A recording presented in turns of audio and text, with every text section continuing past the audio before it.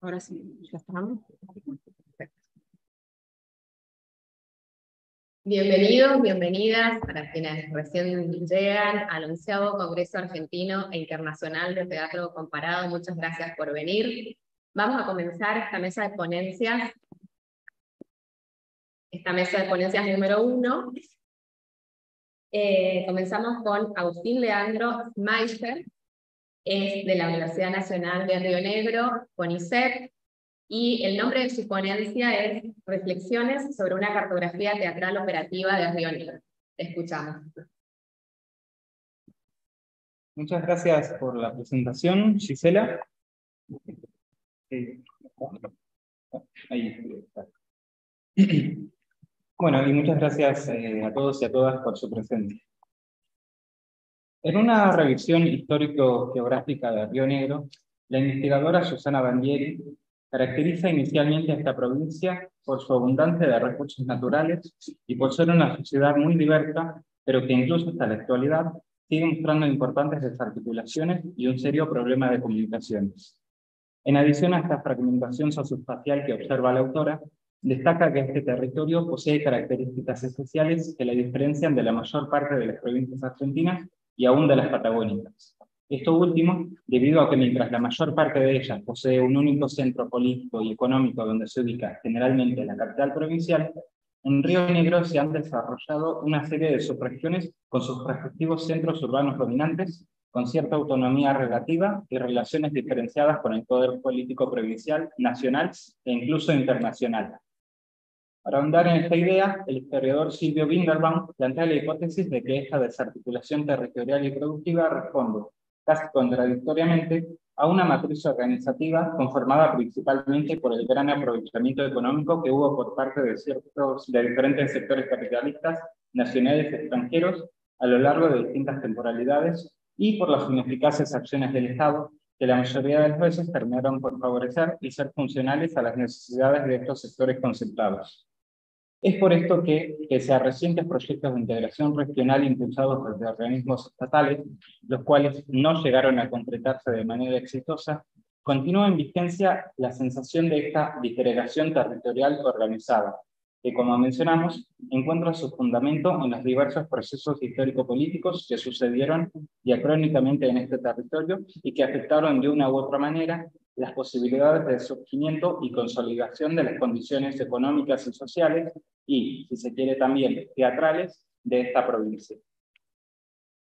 Concebida desde sus inicios como parte de los territorios nacionales del sur argentino, ocupados militarmente en la década de 1880 a través de la mal llamada Campaña del Desierto, más de medio siglo después se le dio entidad de provincia al territorio conocido como Río Negro mediante la promulgación de la Ley 14.408, comúnmente conocida como Ley de Provincialización de los Territorios Nacionales.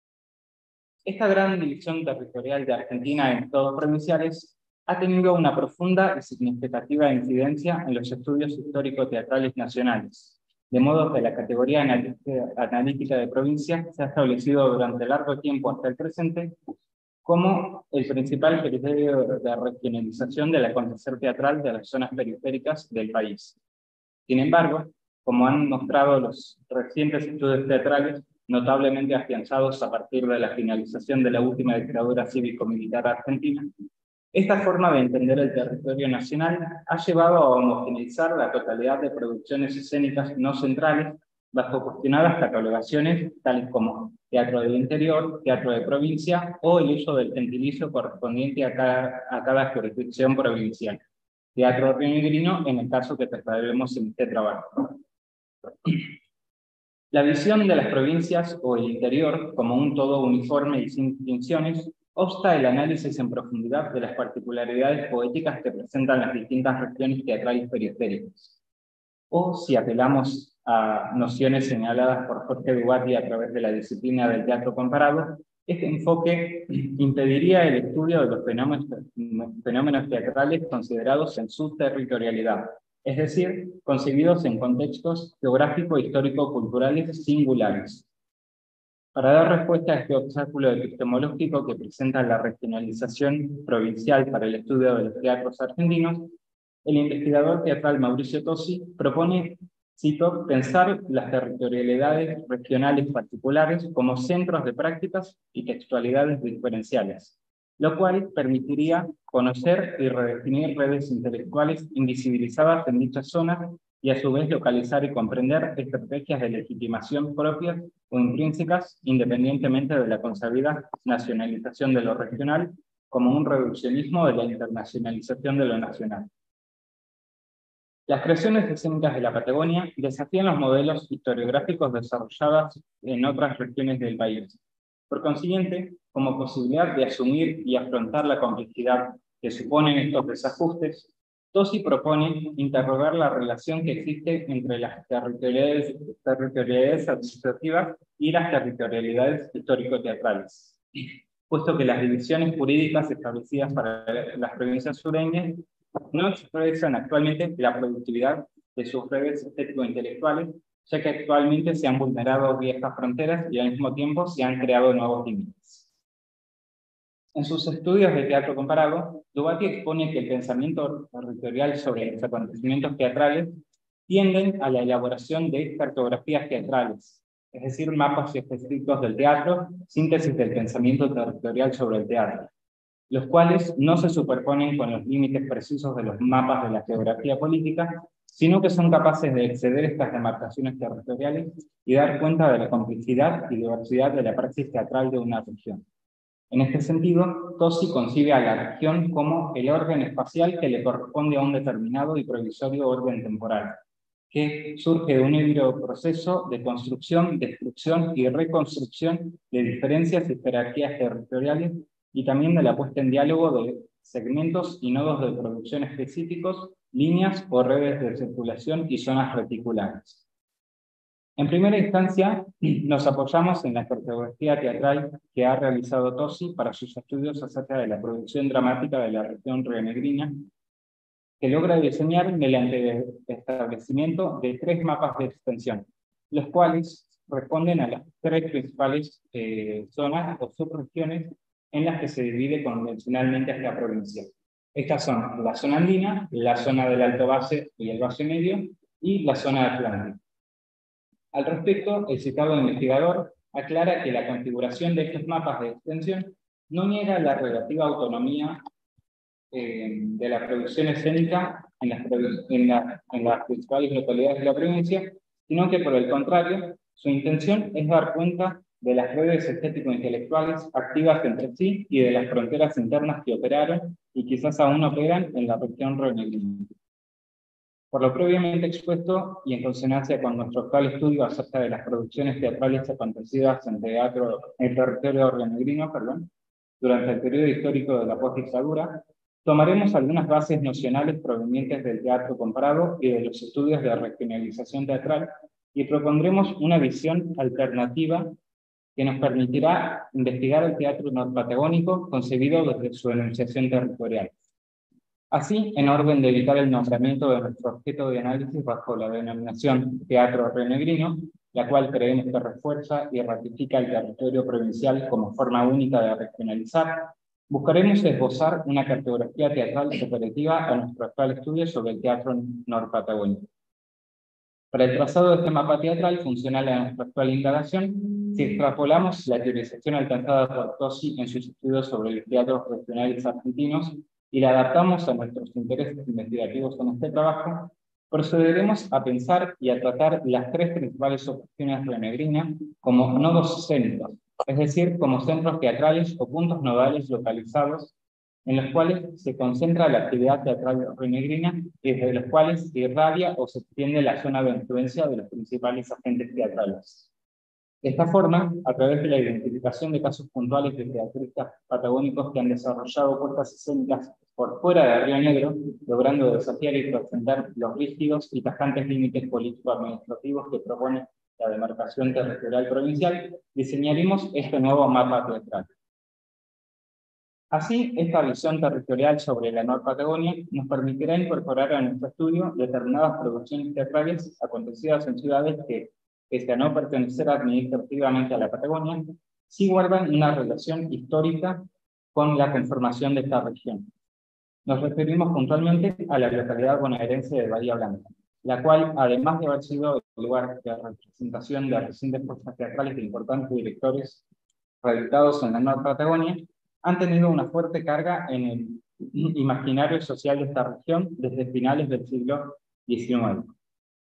La inscripción de Bahía Blanca a la cartografía teatral que nos proponemos trazar se sustenta a partir de los escritos de las historiadoras Agesta, López Pascual y Vidal, quienes en sus análisis de la dimensión cultural bahiense recuperan y ponen de relieve una frase clave que conecta la historia bahiense con el imaginario de la Patagonia.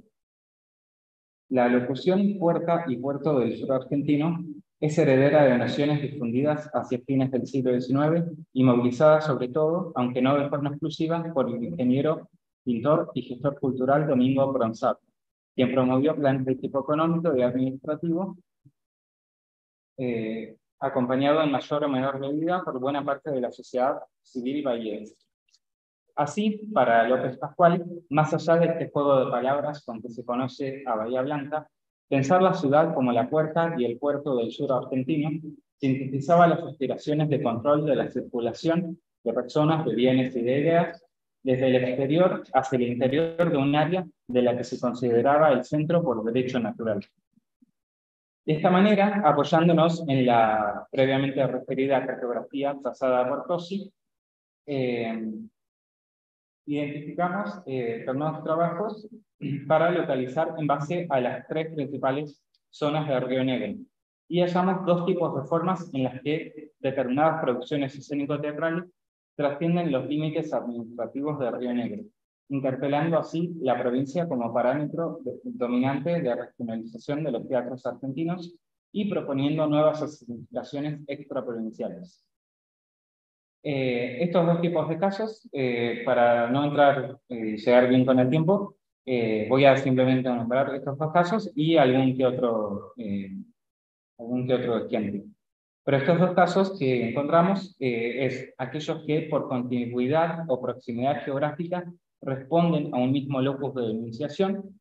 Acá, en base a las tres subregiones rionegrinas, podemos hacer, por ejemplo, el caso de la localidad rionegrina del Bolsón y la localidad cholutense del Lago Puelo, que por proximidad responden a, como decía, un mismo locus de enunciación, o lo que ocurre en el Alto Valle entre las localidades de Neuquén, la capital, y la localidad de Cipolletti.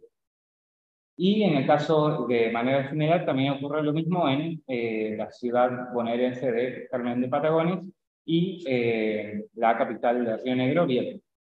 Ese sería el primer caso. Y en un segundo caso, hallamos estas puestas que irradian desde las principales subregiones rionegrinas a través de la labor escénica de agentes teatrales que consideramos centrales y por sus diferentes traslados y localizaciones que proponen nuevos mapas de extensión.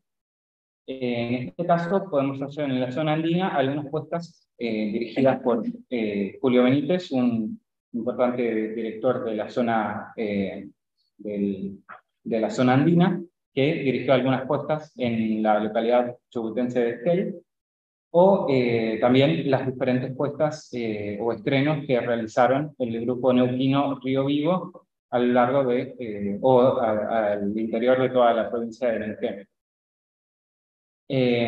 Y en el caso de la zona atlántica, también ya hice referencia a estas determinadas producciones ocurridas en Bahía Blanca por, en nuestro caso, los directores teatrales Humberto Coco Martínez y Víctor Mayor, que desarrollaron algunas puestas que dirigieron. Bueno, y ya para finalizar, y no exponer o seguir exponiendo casos, a manera de cierre, mediante reflexiones elaboradas a partir de teatro comparado y los estudios teatrales regionales, en este trabajo hemos logrado esbozar una nueva cartografía teatral de la Patagonia que, digamos, sin coincidir con la determinación provincial, sí permite localizar determinadas producciones que ocurrieron por fuera de la provincia de Río Negro, pero que sí guardan relación por estos agentes teatrales centrales que hacía referencia. ya sea por cuestiones, como había referido, por cuestiones de proximidad o por extensión de su labor teatral.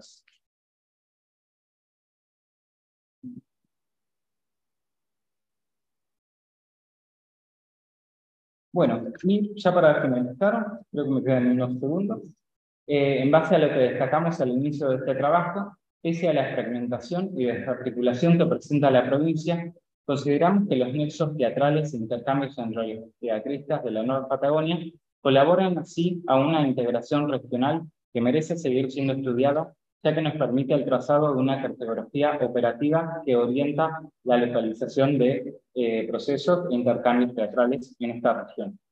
En futuros estudios proyectamos continuar indagando de qué manera fueron entablándose estas diversas relaciones intrarregionales en esta cartografía, para así poder comprender la complejidad de los múltiples puentes y nexos teatrales que fundamentan este mapa teatral de la escena norpatagónica de la postdictadura que hemos diseñado para nuestro actual estudio. Muchas gracias. Muchas gracias.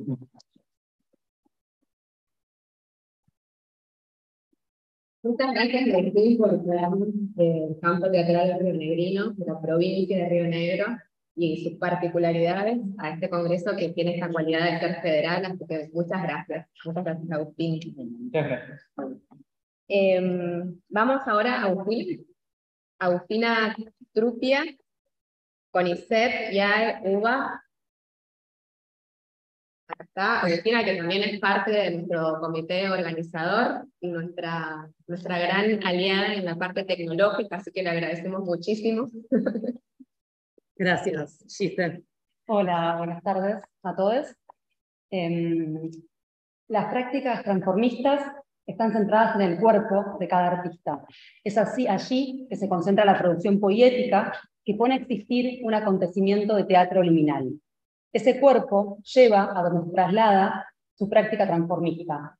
En las manifestaciones desarrolladas en la ciudad de Buenos Aires en la década pasada, los artistas constituyen sus personas drag por medio de maquillaje, pelucas, calzado, ropa y cualquier otro elemento que pueda ser adherido al cuerpo. Esta ponencia presenta la intención que tengo de observar de qué maneras la ropa en las prácticas transformistas despliega diversos sentidos. Propongo que no constituya un vestuario, dado que el salto ontológico que las prácticas transformistas instauran no se da de manera completa y vuelve porosas las fronteras entre cada artista y la construcción escénica que lleva adelante. Para observar estas cuestiones, tomo la edición de Travestia Drag Club, realizada el 18 de mayo de 2019 en la ciudad de Buenos Aires, en el boliche llamado Beat Flow, en el barrio Palermo. Los artistas, que son parte de la organización, utilizan la ropa de distintas maneras. Santa María, si podemos pasar a ti, gracias, elabora nociones cercanas a las feminidades. Lleva un vestido azul con lentejuelas largas al piso y con un solo hombro. A su vez, tiene unos elegantes guantes oscuros, pulseras, collar y una peluca pelirroja peinada. Su traje, el maquillaje y demás elementos construyen una silueta delicada y con curvas. Como referencia para su truque aparecen los imaginarios de la moda que usaban las mujeres en las décadas del 40 y del 50. En la siguiente, por favor, Nati.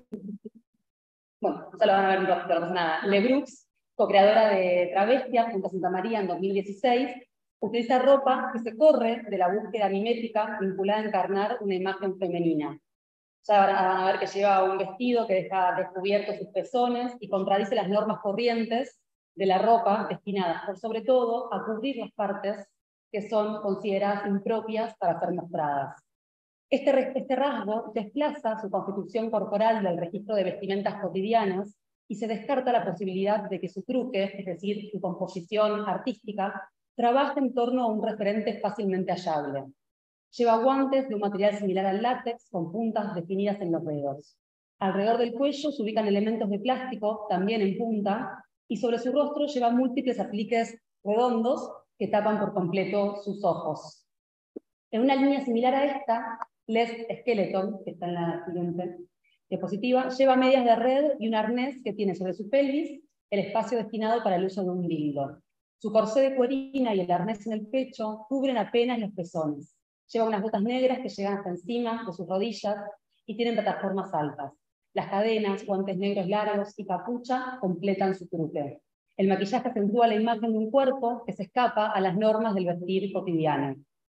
Los estilos de transformismo que aparecen en este evento y en general a lo largo de la década de 2010 pueden agruparse en dos sentidos. Por un lado están las que trabajan en torno a las nociones cercanas a las feminidades o masculinidades, como es el caso de Santa María, la primera persona que mencioné. Allí la vestimenta colabora en la creación de una identidad femenina a partir de utilizar vestidos, tacos, maquillajes y pelucas que remiten a lo que socialmente es comprendido como una feminidad.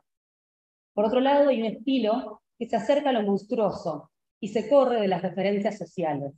Como se ve en Le Brooks y en Les Skeleton, a partir de los elementos de vestimenta, producen constituciones físicas que se alejan de lo humano y de lo que puede ser nombrado. En todos los casos, los transformismos sostienen su efecto de fascinación y virtuosismo en el desplazamiento, en la diferencia. Es decir, aquello que vemos produce alucinación por el hecho de que sabemos, como pacto de base, que está montado sobre una persona cuya imagen física es completamente distinta. Junto con esto, uso términos como ropa, vestimenta, trajes, y no hablo de vestuario, dado que en las prácticas transformistas, en tanto son consideradas acontecimientos de teatro liminal, las producciones poéticas que se conforman se encuentran entre el teatro y la fiesta. Cada artista compone una persona drag a la cual se le asigna un nombre determinado, como puede ser Santa María, y tiene un estilo que permite que sea reconocida. De todas maneras, esa instancia se complejiza en tanto cada persona drag realiza en las presentaciones que hace diversas caracterizaciones que podrían ser pensadas en algunos casos como personajes.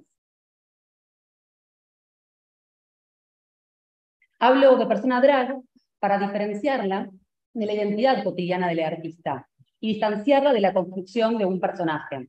A diferencia de lo que es comprendido en términos teatrales como personaje, la persona drag pervive por fuera de la instancia escénica y la persona que realiza la práctica puede ser nombrada y nombrarse de esa manera, incluso cuando no está montada. En ese sentido, aquello que utiliza no es un vestuario, dado que no posee un estatuto completamente al margen de la vida, es decir, no produce un salto poético completo. La ubicación del entre es lo que la caracteriza a estas prácticas, a la vez que las vuelve de difícil aprehensión. La ropa y los demás elementos que se adhieren al cuerpo no son la ropa que usan diariamente, pero tampoco corresponden a un vestuario que se recorta de la vida cotidiana y corresponde solamente al momento escénico. Hablar de trajes resulta el término que tal vez más se acerca al estatuto que la vestimenta posee en los transformismos. Otro aspecto que aparece como central en torno a los trajes es la incorporación de materiales de descarte. Abunda el uso de elementos que no son convencionalmente considerados como ropa o siquiera como materiales valiosos. Uno de los procedimientos centrales en cuanto a la ropa en estas prácticas es la reutilización de elementos precarios, los cuales son transformados por medio del ingenio en diseños específicos para los truques. En la próxima diapositiva vamos a ver un ejemplo de esto, que es el caso de Le Brooks en la fiesta recién mencionada, donde se ve alrededor de su cuello la terminación de una especie de choker realizado por elementos plásticos descartables que remiten al universo médico. La precariedad aparece entonces en relación con estos materiales que son incorporados y resignificados por parte de los artistas. La incorporación de las prácticas transformistas de elementos de descarte lleva a otro punto de contacto entre la precariedad y las identidades sexo-género disidentes. Judith Butler introduce el término de precariedad para referirse a la distribución diferenciada de la precariedad. Esa condición impuesta políticamente maximiza la vulnerabilidad y la exposición de poblaciones, de manera que quedan expuestas a la violencia estatal, a la violencia callejera o doméstica, así como otros tipos de violencias. Es decir, que los artistas transformistas se encuentran vinculados con la precariedad también en este sentido. Al no adaptarse a las normas sexo-género, corren un riesgo más elevado.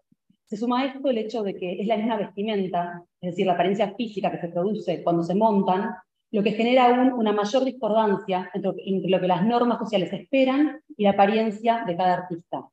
En este punto es importante pensar aquello que sucede con los artistas drag cuando salen a la calle montados, cuando circulan de su casa hacia el espacio, por ejemplo, del festivo, como esta vez Drag Club.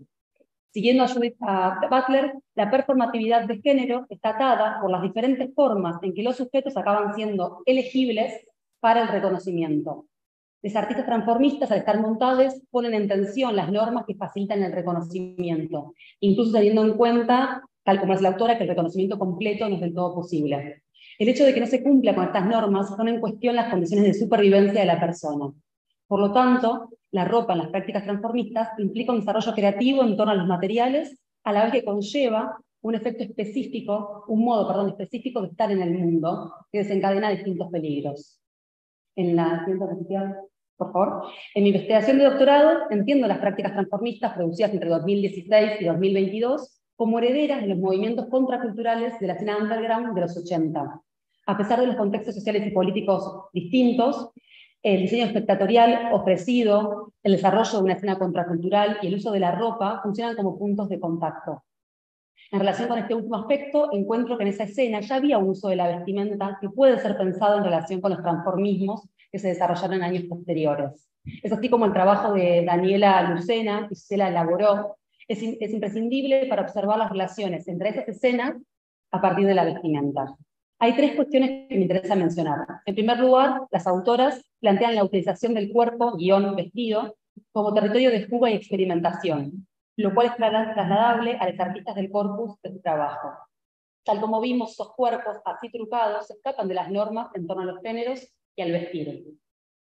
En segundo lugar, es interesante la elaboración que Lucena y Laboró hacen en torno a pensar los cuerpos en su dimensión escultórica. Los describen como un cuerpo inútil e improductivo, en los términos de la lógica instrumental de la fuerza de trabajo capitalista, cuya única función era explorar sus propias posibilidades plásticas y activar experiencias perceptivas y creativas. Los truques de Lebrux en esta fiesta de travestia ponen en juego un trabajo escultórico sobre el cuerpo y ofrecen una experiencia estética. Agregaría también la potencia política que se despliega en cuanto un cuerpo aparece vestido de maneras contranormativas. El hecho de poner a existir un cuerpo que va en contramano de las ideas prefijadas para la ropa y que escapa de las posibilidades de reconocimiento, rasga la matriz con la que comprendemos nuestro alrededor. Un tercer aspecto que elaboran las autoras entra en relación con las ideas en torno a la precariedad que desarrollé antes. Ellas plantean que hay una doble relación entre los modos en que los artistas miraron y se dejaron mirar por los objetos. Ellas dicen: aquello que ha sido descartado por su falta de utilidad es objeto de contemplación por quienes eran capaces de producir una restitución que conserva algo del aura que allí se encontraba oculto a los ojos de los transeúntes. Al hablar de la escena transformista como heredera de algunos aspectos de la escena underground de los 80, me refiero a este tipo de cuestiones, a las que se suman en la actualidad las preocupaciones por los aspectos ecológicos. Esa reutilización de objetos de descarte como partes de los trajes responde, por un lado, a una forma de proyectar la manera en que los artistas habitan el mundo, pero también da cuenta de las condiciones históricas en las cuales están insertos como desechos de una matriz temporal. Por otro lado, responden a los intereses en torno a una conducta responsable frente al medio ambiente y la conciencia del nivel de contaminación que produce la industria de la moda. Es relevante mencionar que a partir de la creación de Travesti Drag Club y luego Carrera de Reyes, como otro espacio también autogestionado por artistas drag, la variante estilística ligada a lo monstruoso y lo poshumano fue creciendo. Esto trajo consigo la pregunta en torno a cómo identificar la práctica transformista, cuando ya en muchos casos no tiene que ver con la elaboración en torno a las cuestiones de género, sino que se traslada un trabajo sobre la corporalidad humana y sus posibilidades plásticas. A lo largo de la ponencia se abordan los trajes utilizados en las prácticas transformistas como uno de los principales elementos que constituye el truque. El cuerpo vestido, maquillado, trastocado, alterado, funciona como un territorio de exploración en estas prácticas y pone en el centro la maleabilidad del cuerpo. En esta fiesta de 2019 de Travestia, se pone en tensión la noción en torno a los géneros, cuando Santa María, por ejemplo, explora los aspectos comprendidos socialmente como femeninos. También se indagan los límites del cuerpo humano cuando Lebrux o Led Skeleton modifican su corporalidad y la acercan a conformaciones monstruosas. Vamos para la última. Tres aspectos destacan entonces en torno al uso de la ropa en estas prácticas. En primer lugar, la ropa, junto a los demás elementos adheridos al cuerpo, no constituye un vestuario, dado que el salto ontológico que las prácticas transformistas realizan tienen características que vuelven porosas las fronteras entre el artista y la construcción escénica.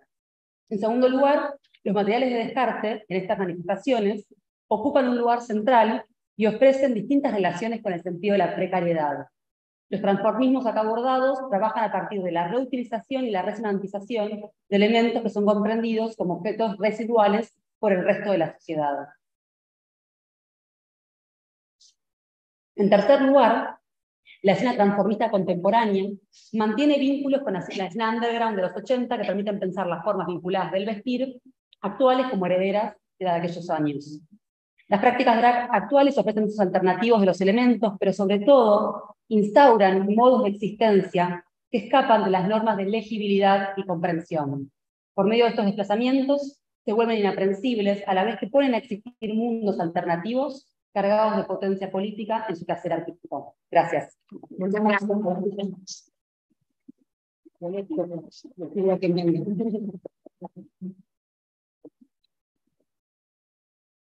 Bueno, vamos con Alicia Rossetti. Hola, buenas tardes. Buenas tardes. El nombre de su ponencia es Regionalismos, un desafío para el traductor, y ella es de la Universidad Nacional de Rosario. Te escuchamos. Bueno, esta comunicación surge de mi experiencia como docente de la cátedra Traducción Literaria de la carrera de portugués que se dicta en la Universidad de Rosario, en la Facultad de Humanidades y Artes. Yo voy a abordar algunas cuestiones y desafíos de la traducción de una obra de Homans Lins, Lisbela y Prisioneiro. El autor nació en Pernambuco, ciudad del nordeste del Brasil. Es un escritor poco leído en su país y casi desconocido acá en la Argentina. A partir del 2007 en Brasil, sus obras son reeditadas y se comienza a estudiar en las escuelas. En el 2013 se funda el Instituto Cultural Homans Lins con el objetivo de divulgar la obra y preservar la memoria del escritor. Sus primeras producciones se inscriben en una forma vanguardista del regionalismo. El regionalismo adquiere importancia luego del primer modernismo brasileño en 1922, que corresponde al periodo de vanguardia en Argentina. Lisbela y Prisioneiro es la más conocida y representada de sus obras. También escribió otras, casi 10 algunas inéditas, voy a nombrar algunas: Aidade dos Homens, en 1963, Guerra do Caça Cavalo, en 1967, Santa Automóvil y Soldado, en 1975, y también una pieza de teatro infantil, Capa Verde y una Tau, de 1967. Lisbela y Prisioneiro pertenece al estilo cómico popular, al naturalismo en su estructura e intención de representación. Es una comedia de costumbres, de enredo y también de amor.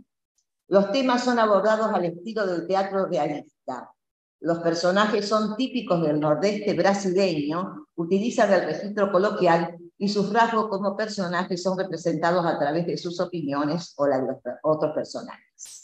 Es una obra en 3 actos y las escenas transcurren la mayor parte del tiempo en una comisaría de la ciudad de Vitória do Santo Antão, en Pernambuco. Leleu, un poco el enredo voy a contar. Leleu es un seductor, un Don Juan, y está preso por deshonrar a una joven. Consigue escapar varias veces de la prisión, hecho que crea un conflicto de intereses con el teniente Guedes, que es el comisario del lugar. El comisario está muy molesto con la rebeldía de Leleu, y luego de ser recapturado, su hija Lisbela va a la cárcel a hablar con el padre. Ahí conoce a Leleu y se enamora. Hay un antagonista, Frederico, un sicario que viaja a la ciudad para vengar la deshonra de su hermana, que es otra joven seducida por Leleu. Traducir en una obra dramática demanda más precisión y paciencia y dedicación por parte del traductor, que se enfrenta a un sinfín de resistencias, como la llama Ritter, que podemos resumir en 2 modalidades: la del texto a traducir y la de la lengua receptora de la traducción. Estoy mezclando con el portugués, perdón. Según Ritter, una de las actitudes posibles planteadas para poder sobrellevar las dificultades es, y entre comillas, renunciar al ideal de la traducción perfecta, cierro comillas. Atravesada esta instancia, una vez hecho este duelo, entre comillas, el traductor puede embarcarse en la fascinante aventura que implica trasladar un texto de una lengua a otra, con todas las consecuencias a nivel ideológico, sociocultural e histórico que acarrea este traspaso. Debemos sumar a estas reflexiones las que están ligadas al ámbito teatral en especial, ya que no es lo mismo si un texto es traducido para ser representado o si lo es para solo ser leído y estudiado. En el primer caso, la recepción se torna doblemente compleja porque hay que tener en cuenta el aquí y ahora del actor, del director, del espectador, siendo el teatro un arte efímero y fugaz, muy anclado en el presente y en una acotada territorialidad.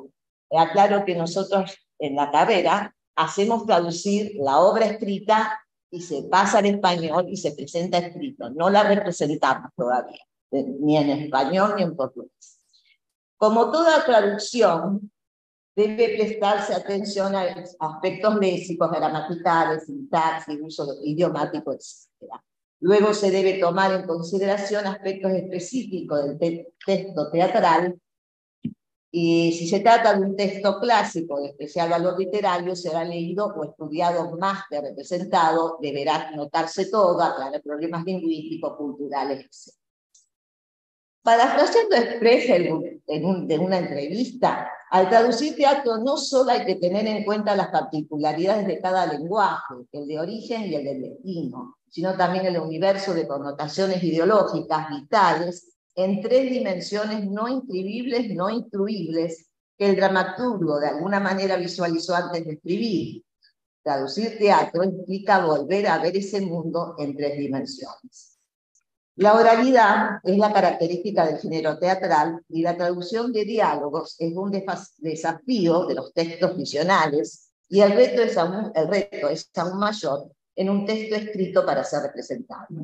Auerbach destaca que la dificultad de la traducción de diálogos se relaciona con la necesidad de producir un efecto de naturalidad y de oralidad en la conversación, y con las diferencias de nivel de lengua, y cuando se traduce el diálogo es necesario apartarse mucho más del original de lo que se hace con el resto de los textos visionarios.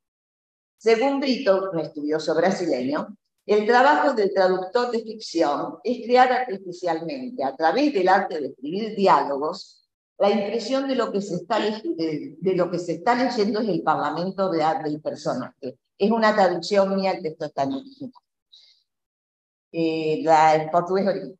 Esta tarea es la más complicada en el caso de los regionalismos, y más aún tratándose de un texto que fue publicado en 1964, ya que en la actualidad algunas expresiones pueden resultar extrañas hasta para un brasileño. En la obra de Osman Lin, el traductor se enfrenta con varias problemáticas a resolver. Los nombres de los personajes, el uso de los diminutivos, que es muy frecuente en portugués, refranes, dichos, juegos de palabras, regionalismos. Hay muchos términos relacionados con el sistema policial, carcelario y militar. Yo me voy a centrar en algunos ejemplos del segundo acto, ya que esto tenía que ser inédito. El primer acto ya lo analicé y lo publiqué, entonces solamente será el segundo acto. La variedad para la traducción es el castellano rioplatense, evitando marcas locales para facilitar la lectura. En cuanto a los nombres, por lo general no se traducen, salvo, como dice Inver, sean nombres parlantes. Había uno, en un caso en la obra, que es un personaje secundario, que se llama Paraíba, que es el nombre de un estado brasileño, pero además es una piedra preciosa, pero como el personaje no es una joya, no es ninguna joyita, yo prefiero dejarlo con el nombre que aparece en la obra original, Paraíba. El registro de la lengua es coloquial. En este acto hay 10 personajes y podemos diferenciar 2 registros en la oralidad. Uno más formal en el caso del personaje femenino, que es uno solo, que aparece uno solo, el que tiene parlamento es un solo, es una sola mujer, que es Lisbela, y su padre, Teniente Guides. Y un registro más informal en el caso de los prisioneros y los guardianes de la comisaría. La obra fue llevada a la pantalla en el 2003, una adaptación muy libre del original. Se cambiaron los personajes, después si hay tiempo comento. Ahora voy a dar algunos ejemplos donde los regionalismos dificultan la tarea del traductor, como decía Benja. Un diálogo entre el cabo Heliodoro y Leleu. Heliodoro, lo digo en portugués y después lo digo en español. Ora, bem casado, a mulher parece um papagaio, é verde, e se era eu, fala sem parar, é pior do que um rádio, de manhã à noite, e de um tempo para cá, pegou uma mania. diz uma coisa, mas só pela metade, e fica atrás feito uma peitícia. Perdão, peitica. Atanazando para a gente perguntar por quê. En el Nordeste, el término peitica se utiliza en el lenguaje popular como la acción de molestar, hacer una broma, un chiste de mal gusto, se refiere a una persona impertinente o inoportuna, algo molesto o algo aburrido. A veces hay que negociar y cambiar mucho para que el diálogo sea ágil, que no sea representado, ¿no? Esta traducción sería un primer borrador. Heliodoro, bien casado. Mi mujer parece un loro. ¿Es verde? Hay ironía, hay mucha ironía en la obra. ¿Es verde? Pregunta Leleu. Heliodoro, ya quisiera. Habla sin parar todo el día. Peor que la radio. Y ahora tiene la manía de hablar por la mitad y me molesta para que le pregunte por qué. Es lo más ágil que tengo. Pero es el primer borrador, ¿eh?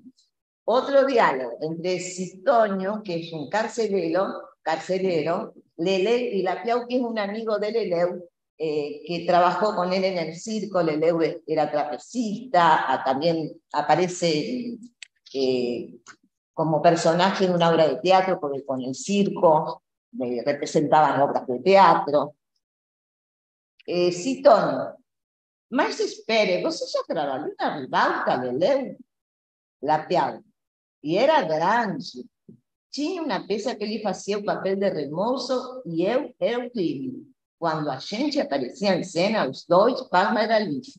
Mas aquilo era peça de entortar o cano. Es un término también nordestino, de entortar un cano, es algo complicado, difícil. Ahí la traducción fue más sencilla, porque, pero che, Leleu, ¿vos ya trabajaste en el teatro?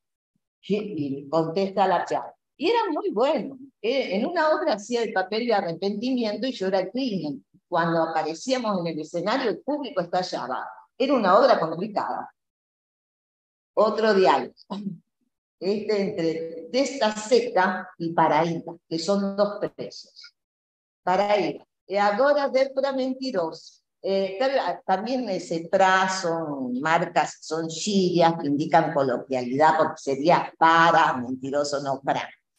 Testa Seca, mentiroso. Se você não disse sonhando onde é que eu estava o ouro, eu sei agora mesmo da gota serena. Quero que me dê o estupor da habitação. Não passei a noite inteira acordado e ouvi você dizer. El gota serena es una expresión popular de la región del nordeste brasileño. Se refiere a un estado de impaciencia, de nerviosismo, de exaltación. También, cuando se dice que alguien está con gota serena o dar a gota serena, significa lo mismo que estar curioso, irritado o enojado con algo con alguien. El ejemplo sería, oye, él está con la gota serena. Estaría enojado, está con nervios, está exaltado.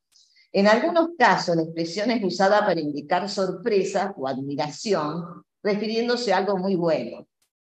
O también cuando un hecho es increíble, grandioso y memorable. Foi uma festa da gota serena. Aquella cachaça da gota. O eu rapaz bonito da gota. Y existe una frase sobre el pueblo nordestino que simplifica el ejemplo de la expresión. Nordestino não fica bravo, fica con la gota serena. ¿Un minuto? Yo lo calculo.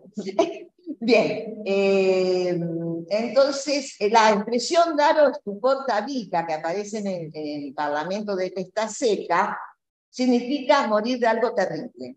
Entonces, el primer borrador de la traducción sería, Paraíba, y ahora te dio por mentir. ¿Mentir? ¿Yo? Que me pase un rayo si en sueño no dijiste dónde está el oro. Estuve despierto toda la noche y te escuché. Ahí te... Bueno, estos son ejemplos. Intento demostrar algunas de las dificultades cuando traducimos marcas de oralidad en textos literarios, en este caso teatrales. Y todas estas traducciones son borradores. otras lecturas van a provocar cambios en las decisiones que tomen. Y eso es todo, gracias. Muchísimas gracias, ministra.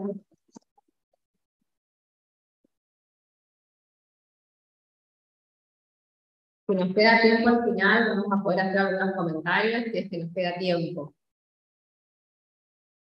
Bueno, ahora sí, estaba muy cerca, me decía ahí Nati. Bueno, bien. Vamos con Elizabeth Acevedo, de la Universidad de Sao Paulo.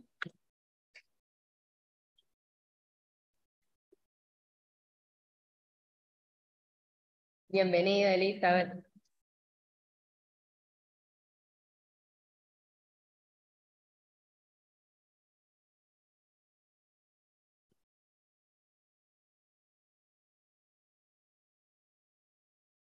Bueno, en nombre de su ponencia, me voy a aventurar al português, ou lo querés decir vos? Não, eu leio. É curioso porque ela foi falar da tradução do português para o espanhol e eu vou falar de uma autora argentina no Brasil, né? Então acho que são as nossas territorialidades, não é isso? Então vamos lá. Se chama Juana Paula Manso, espanhol, e a sua contribuição ao teatro brasileiro. Eu queria dizer de início que é um prazer estar aqui de novo, já participei de um dos congressos, né? E especificamente para apresentar esta que é uma escritora, uma pensadora, uma feminista argentina que viveu no Brasil e é muito pouco conhecida, acho que tanto lá quanto aqui, pelo menos no que se refere à sua produção teatral.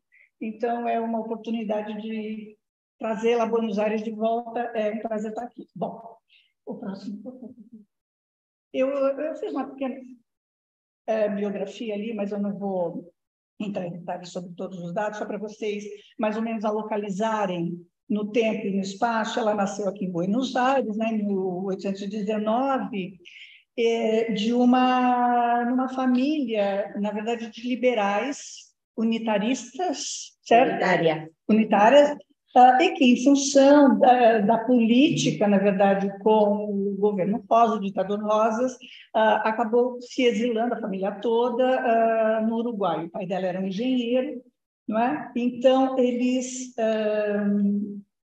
mudaram para o Uruguai durante um tempo, e aí, já na Argentina, ela já vinha trabalhando com jornalismo, publicando alguma coisa, e no Uruguai também. Foi no Uruguai onde ela criou a sua primeira escola de meninas, apenas para educar meninas, porque ela teve uma grande atuação nessa questão da educação feminina, não é? E do jornalismo. É nesses dois campos que no Brasil se conhece um pouco a Joana Manso, né? O nome dela se transformou, que se conhece a Joana Manso. E quando ela volta depois para a Argentina, foi nessas áreas que ela atuou mais, também na Argentina, me parece que que é por isso ela é mais conhecida, sua atividade como ela é considerada uma das primeiras feministas da América, não é?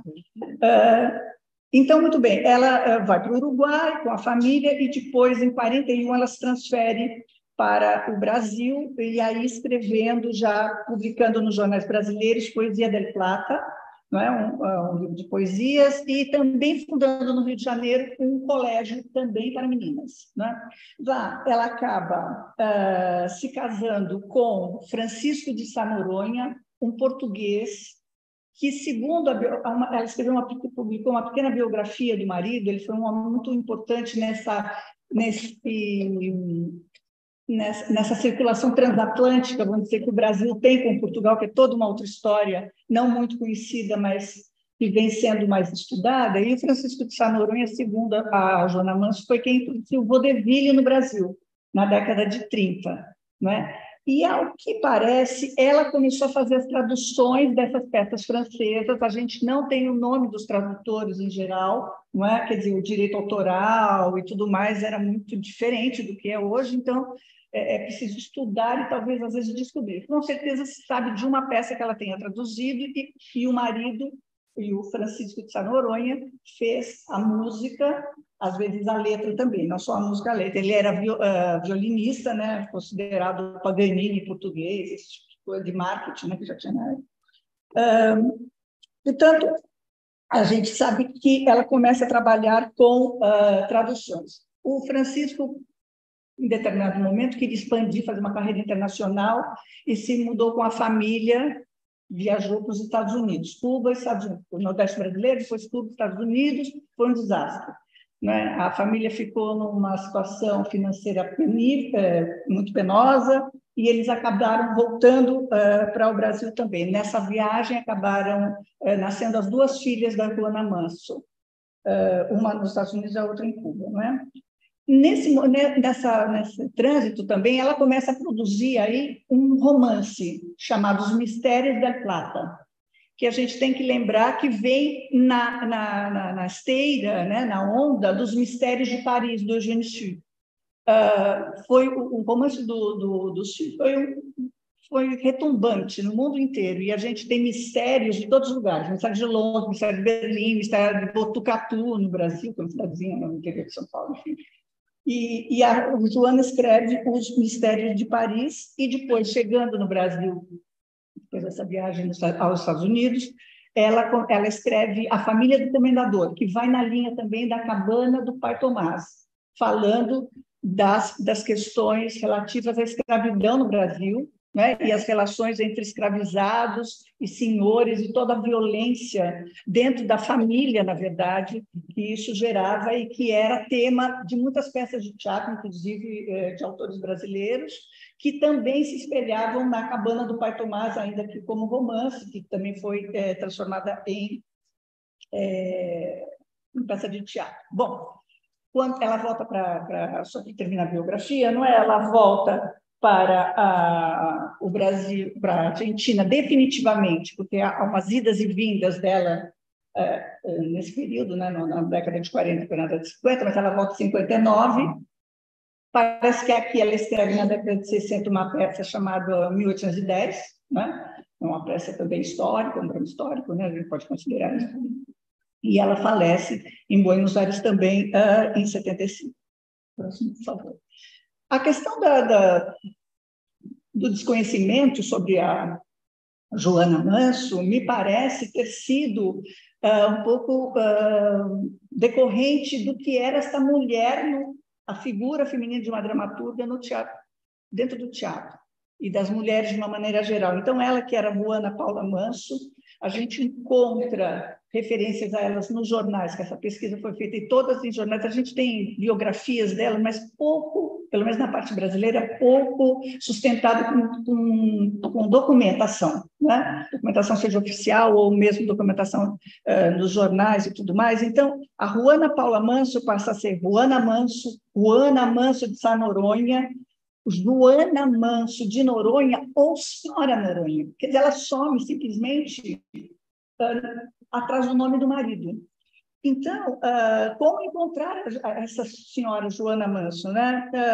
E eu acabei um pouco tropeçando, esbarrando com ela, vamos dizer assim, em função de um trabalho que eu estava fazendo para a minha tese de docência sobre um ensaiador, um diretor de teatro chamado Emílio Duque, que trabalhou em Portugal muitos anos, depois foi trabalhar no Brasil, e, olhando o repertório, tinha essa senhora Manso. Senhora, mas quem é essa senhora Noronha? Senhora Noronha. Eu fui atrás um pouco dessa biografia e fui lá. E foi lá que eu descobri a figura excepcional desta mulher, editora. No Brasil, ela editou também um jornal só para mulheres. Ela foi a primeira editora.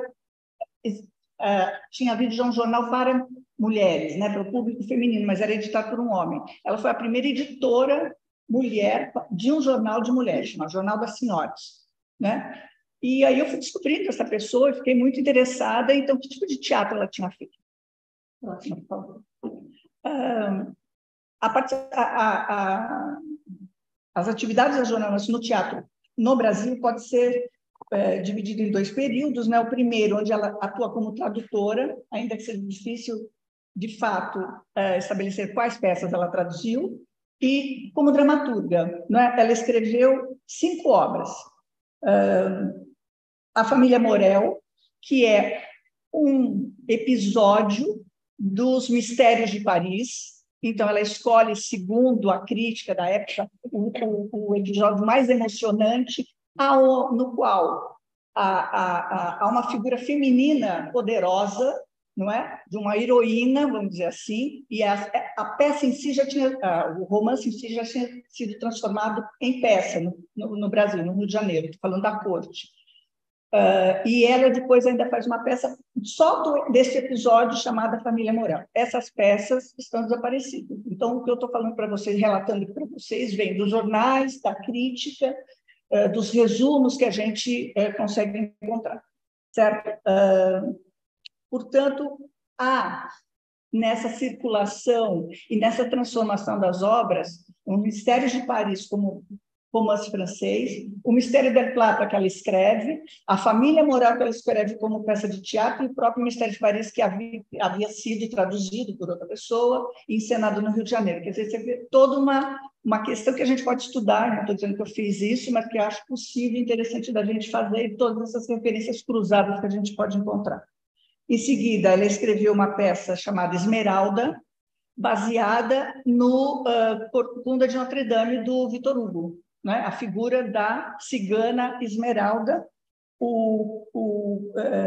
Curioso dessas duas peças, a crítica era dizendo que a música era melhor que a obra, né? Segundo o que se dizia é que ela tecia uma teia e o marido dela pintava com a música as emoções, porque de fato os personagens seriam um pouco frios e um pouco cerebrais demais, não é? E eles estranhavam daí de novo a perspectiva que se tinha sobre uma mulher, sobre uma artista, como as mulheres talvez que fossem poços de sentimentalismo, né? Se vivessem fariam personagens tão frios, então se esperava alguma coisa, se dizia que seria interessante você ter as mulheres escrevendo, como é moderno isso, veja, na França, na Inglaterra a gente tem isso também, a gente tem aqui no Brasil de alguma forma, mas ela é muito fria, então causava uma certa estranheza a expectativa que se teria sobre uma obra de uma mulher e, de fato, o que, pelo menos, a Joana Manso acabou escrevendo, né? Depois ela escreve uma obra chamada A Saloia. Este é um termo do português de Portugal. Ninguém no Brasil fala saloia, se fala gente do campo, caipira, camponês, quando ainda quer ser um pouquinho mais erudito, mas saloia nunca. E o curioso é que a gente tem alguns resumos de enredo, é passado, é uma história que se passa em 10 anos, mais ou menos, de um grupo de pessoas que estão no Porto, em Portugal, estão nos Estados Unidos, estão no Rio de Janeiro também. E a crítica acabou chamando, é curioso isso, a Joana como uma escritora americana, talvez porque ela tratasse de um tema português, escrito no português do Brasil, tá certo? Escrito por uma argentina, né, do espanhol. Então, quem era esta mulher que transitava em todas essas tradições, né, vamos dizer assim, né, e essas culturas? Quem ela é? Então, talvez escritora americana fosse melhor se adequasse para definir. Depois ela escreve um texto aí muito mais... Estou no tempo? Não, 2 minutos. Bom, vou ser mais rápida ainda. Mas eu queria dar um destaque nisso, depois eu resumo mais o resto. Ela escreveu uma peça chamada O Lutador Rosas, em português amazônica, Machorca. Muito bem. E ela escreveu esse texto em 52, exatamente na época em que o conflito tinha acabado, não é? E o Rosas tinha sido derrotado. E é muito interessante que a gente tem diversos pedidos de liberação da censura. Existe uma censura para o teatro feita pelo Conservatório Dramático Brasileiro, e cartas do ensaiador dela, dos pareceristas, dos censores, dizendo que não seria adequado fazer uma peça contra o Rosas ou contra a Argentina exatamente depois da vitória. Bom, no final das contas, levou mais de 6 meses para que a peça pudesse ser encenada, e foi, de fato, encenada, não é? Era uma peça de grande aparato, com bandeiras, com música, com canhão, com soldados, enfim, foi um grande... Ela mudou o título depois para dar mais destaque também ao Exército Brasileiro, enfim. Então, seria também interessante você, se a gente tivesse a peça, né, entender a primeira e a segunda versão e qual foi a perspectiva dela. Por fim, ela vai escrever As Manias do Século, Os Rapazes de Agora, que é uma peça com vaudeville falando uma comédia, uma farsa quase, pelo que a crítica sempre, né, a crítica reporta para a gente, falando dos modismos, né, da sociedade, daqueles rapazes afrancesados, né, que a gente teria, e que a mania do magnetismo, porque tudo era o magnetismo tinha sido descoberto, então tudo o mundo ia ser resolvido pelo magnetismo, certo? O perigo do mundo era mais parecer inteligência artificial um pouco agora, né? Tudo ia ser resolvido e tudo se faria o fumo, etc. Uma série de manias daquela época. Por favor. Eu só trouxe aqui para vocês, então, um cartaz, só para ilustrar, né, sobre a obra da Joana, sendo encenada, As Manias dos Séculos, a Mazor, dizendo que, em geral, nos benefícios, eu não sei se vocês tinham essa prática no teatro, né, de um espetáculo, toda o dinheiro, né, a renda ser destinada a uma pessoa especificamente, não a todo o grupo, né? Todos os benefícios da Joana Manso, o casal imperial participava, isso era de grande prestígio, era uma mulher que tinha grande prestígio na sociedade, teve grande prestígio na sociedade brasileira e na corte principalmente, com o apoio, vamos dizer, da presença dos imperadores em si. A segunda parte que eu vou pular sobre a Joana Manso foi como atriz.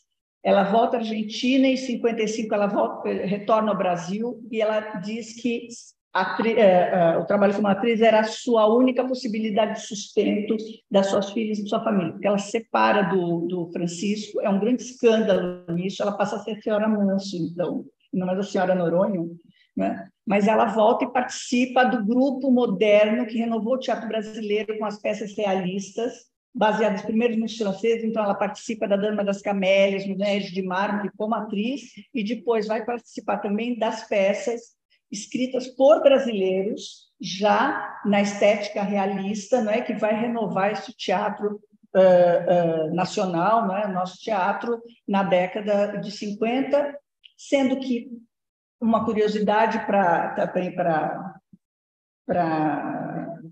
encerrar, eu vou encerrar, é que ela participa, duas coisas, rapidamente, é que ela, você pode passar, por favor, acho que mais uma e mais uma, isso são a conversa, isso, na Dama das Camélias, ela está ali, a senhora, aqui ela tem uma senhora Noronha de novo, porque o Francisco volta, ele se entende bom. Ela participou da primeira peça de teatro de revista que existiu no Brasil, As Aventuras do Senhor José da Piedade, e ela foi a personagem alegórica, a política, então que era bastante adequado para toda a atividade da Joana. Foi muito interessante eu poder seguir essa pessoa, não fiz grandes análises, porque as peças estão desaparecidas, por favor, a não ser até um mês, 2 meses atrás, que eu encontrei uma das peças dela, manuscrita, no Conservatório Dramático de São Paulo, que é justamente a família Morel. Então, as primeiras páginas estão faltando. Mas é possível agora, sim, ter um texto da Joana e poder fazer, talvez, todo esse percurso de análise, de comparação, não é, entre as outras obras que eu citei, o trabalho dela mesmo no Brasil e, enfim, em relação ao teatro mais do que nacional. Gente, é isso. Muito obrigada.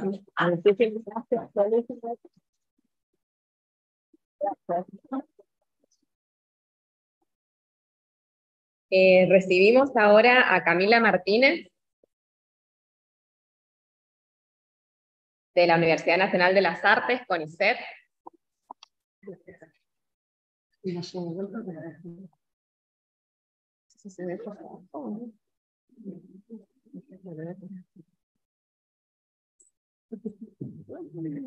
Bienvenida. Bueno, Camila nos va a hablar de las representaciones del carnaval porteño en el teatro. Muy bien, buenas tardes. Este trabajo se enmarca en la investigación de tesis doctoral que aborda las representaciones del carnaval en el sistema misceláneo de representación popular porteño en tango, teatro y cine. Se trata de realizar una descripción densa de los distintos modos de representación del carnaval, considerándolos como, abro cita, elementos de una práctica continua y cambiante, cierro cita de Williams, que configuran estructuras del sentir y son configurados por ella. Sostenemos la hipótesis de que estas representaciones son parte activa del proceso de modernización en el que se configuran, al tiempo que proporcionan claves para leer las transformaciones urbanas y sociales, haciendo uso activo y selectivo de la tradición. Dentro de la vasta constelación lexical que se articula en ellas, se destacan dos términos, el carnaval y el disfraz, asociados a tres grandes tópicos que operan como modos de asimilar el cambio. El carnaval como pura fiesta, el carnaval como lugar añorado y el carnaval como lugar de engaño. En esta oportunidad realizaremos una primera aproximación a cómo se configuran los tópicos en los disfrazados de Pacheco e intentaremos juxtaponer en el análisis distintos fragmentos de textos dramáticos como Todo el año es carnaval de Bacareza y Domingo de Carnaval de Folco y Mazarroni. Antes de caracterizar brevemente los tópicos y para poner en tensión estas representaciones, se tendrán en cuenta distintas aproximaciones teóricas al carnaval. Se entenderá en términos de Bakhtin, quien considera que su principio general es la risa general y ambivalente, es la segunda vida del pueblo, y durante el carnaval se penetra en la libertad, la abundancia, la igualdad y la universalidad. Se establece en la plaza pública un tipo particular de comunicación relacionado con el tiempo cíclico, definido por Jesús Martín Barbero como un tiempo denso que renueva el sentido de pertenencia a la comunidad. En contraposición a esta mirada se retomarán los tres requisitos para un buen carnaval que señala Humberto Eco. Primero, la ley debe estar tan penetrante y profundamente introyectada que esté abrumadoramente presente en el momento de su violación. Y segundo, el momento de carnavalización debe ser muy breve. Estas definiciones funcionarán como aproximaciones que permitirán entender algunos de sus modos de representación en la obra que nos proponemos analizar. Ahora caracterizaremos los tópicos. Es pertinente mencionar que en esta instancia todavía nos valdremos de diversos tangos. El carnaval como pura fiesta es una clasificación que se retomará de Osvaldo Pelletieri para designar aquellas obras donde el carnaval se configura fecundo. Utilizando a Rosita lo sentimental como principio constructivo, si Rosita de Pelletieri, modulado no por lo cómico, sino por lo efímero, propio del tiempo festivo limitado y que además da cuenta de esa Buenos Aires cosmopolita, incipiente desde el punto de vista de su población, añadiendo el componente de la fugacidad de los festejos. En los corsos reinan las bromas y risas, vuelan las serpentinas y las mascaritas pispiretas cautivan para posteriormente perderse en la multitud. El carnaval como lugar añorado, como en Vals de Carnaval, de Troilo y Castillo, se transforma en un después sin después que hace mal. Trae el recuerdo de los festejos pasados, generando una nostalgia irracional y una desarmonía en el presente. Pasado y presente se entreveran y se presentan como una simple juxtaposición prácticamente simultánea. El mundo adquiere un carácter ambivalente y se pone una careta de bondad como en el tango Serpentinas de Esperanza. Encontramos viejos carnavales asociados al sentimiento de la vuelta al barrio, festejos que van a culminar inexorablemente, como en el tango recién citado, en que el personaje tira papel picado para que ese adiós se haga menos triste, pero también amores pasados que no volverán, como después del carnaval de Amichastegui, en el que las serpentinas en llamas de fuego se ven quemar. La pérdida de los amores pasados también se ve en Pobre Colombina, de Carmona y Falero. La que antes fue reina de la alegría está triste porque Pierrot se fue detrás de otras colombinas, aunque en este caso encuentra redención en el después volverá arrepentido y al ver solo el nido tendrá que llorar, que cierra el tango. El carnaval como lugar de engaño. Consignará a las representaciones donde lo tragicómico desplaza lo festivo. Las visiones del carnaval se vuelven ambivalentes y el mundo se presenta como ese escenario de un gran cine continuado que nos hace consumir, al que se refiere el tango siempre es carnaval. En algunos casos se vincula a la honra social, que genera respuestas a veces violentas frente a engaños amorosos, como el narrador de la enmascarada, que se disfraza de enamorado para vengarse de la impía. En otros estará ligado a la inmoralidad, que es denunciada o aceptada como un único orden posible del mundo. A veces con resignación, como en las 40, en el que si la murga se ríe, uno se debe reír. A veces cínicamente, por más que el personaje cante yo me quiero divertir, terminará denunciando cómo el canalla usa careta de inocente. La careta también puede funcionar como insulto, como el que careta, en el que el personaje le dice a un Q imaginario: sos uno de los tantos giles que pasan los carnavales haciéndolos o sin divertir. Pero también se asocia al autoengaño, que se presenta como un lugar de ocultamiento frente a los demás e incluso frente a uno mismo, como ríe payaso, en el que el payaso, tras su cara almidonada, nos oculta una verdad. Realizadas estas consideraciones, comenzaremos a realizar una descripción densa, concepto de Gertz, de los distintos modos en los que se representa el carnaval en el disfrazado, obra que consideramos fundacional dentro de la prolífica producción artística sobre el carnaval, dado que el mencionado sainete tragicómico reflexivo se configura sobre una serie de palabras claves asociadas al carnaval y cuyas funciones varían a lo largo de la obra, dando cuenta de aquello que Williams señala sobre cómo el lenguaje es una presencia dinámica y articulada dentro del mismo. Comenzaremos por recoger algunas menciones sueltas sobre el carnaval en el texto dramático. La didascalia inicial consigna, al igual que en las otras obras mencionadas, cómo la acción transcurre en Buenos Aires una tarde del carnaval. Sobre el patio de inquilinato en el que transcurre la acción, el autor nos dice que hay en el ambiente cierto aseo, cierta limpia alegría de día de fiesta que no se encuentra en las oscuras vecindades cosmopolitas. Bacareza, en todo el carnaval, describe la didascalia, del cuadro primero, como en el ambiente hay una especie de inquietud en las almas infantiles que se desbordan constantes exclamaciones de admiración. Indica también que hay socios, máscaras, músicos, y también que en el foro hay un baratillo de disfraces y artículos carnavalescos. Señala cómo los muchachos miran deslumbradas las vidrieras, descritas como rebosante de caretas y hoteles. Folky Mazzaroni, en Domingo de Carnaval, describirán el ambiente del café donde se desarrollarán los festejos con gran animación y alegría propios del momento. Volviendo a la didascalia inicial de Pacheco, más adelante caracteriza a sus personajes como unos cuantos tipos que en la tarde carnavalesca mueven ante los ruidos cómicos de la calle el respectivo cascabel interno. El carnaval le mueve el cascabel a todos los personajes, pero es a Don Pietro, el inmigrante, a quien se le cae la máscara y rasga el tejido social con su venganza moralista, provocando la pérdida de la felicidad y el equilibrio. Don Pietro es un tigre disfrazado, y su peligrosidad y su figura, coincide con la peligrosidad del nuevo bárbaro a la que Maristela Esbampa hace referencia. En el patio de inquilinato se articulan, como hemos dicho, distintos sentidos al carnaval que operan movilizando la acción. El primero se vincula a la relevancia de los festejos, historizada por Enrique Puccia, mencionada por Adolfo Pietro, y testimoniada en las crónicas de revistas como Caras y Caretas, entre otras. En la obra, la temporalidad también se denota cargada de vida colectiva. La ciudad, sitiada por los festejos, penetra en el patio. Algunos personajes son fastidiados por este estadio del mundo y refieren a cómo no se puede andar por ninguna parte. Incluso Andrés, el intelectual venido menos, se queja sobre cómo no hay en el diario una sola línea que no sea mascaradas. Otros lo asumen, ya que parece carnaval, y otros como Pelagatti tienen la intención de disfrutarlo intensamente. Será denominado como el carnaval propiamente dicho las diversas formas de festejo del principio del siglo que definan por los disfrazados. Algunas desde un nivel iniciativo y otras representadas, que dan cuenta del amplio abanico de actitudes compartidas. Cortos masivos en las calles, Andrés refiere a cómo toda la ciudad es un infierno. Comparsas como la Sociedad Corales Musicales de Unión Italo-Argentina de San Cristóforo, de Sale Pelagatti, y bailes como Casa Suiza, el Orfeón y el Marconi. Dentro de este carnaval, propiamente dicho, implicaremos también aquellas bromas del carnaval. Juegos con agua, pero también las grestas desencadenadas con los compadritos y los pasados de alcohol. Estas responderán a aceptar esa condición fugaz del mundo donde, como dice Bastín, durante cierto tiempo el juego se transforma en la vida real. El domingo de carnaval, por ejemplo, la fiesta es presentada como un espacio propicio para alargar el vaguado, que siga los pasos. Y durante el cuadro segundo veremos cómo Don Francisco, inmigrante italiano, pretenderá engañar a su esposa con la morocha, pero en realidad será constantemente embromado por la barra del tío.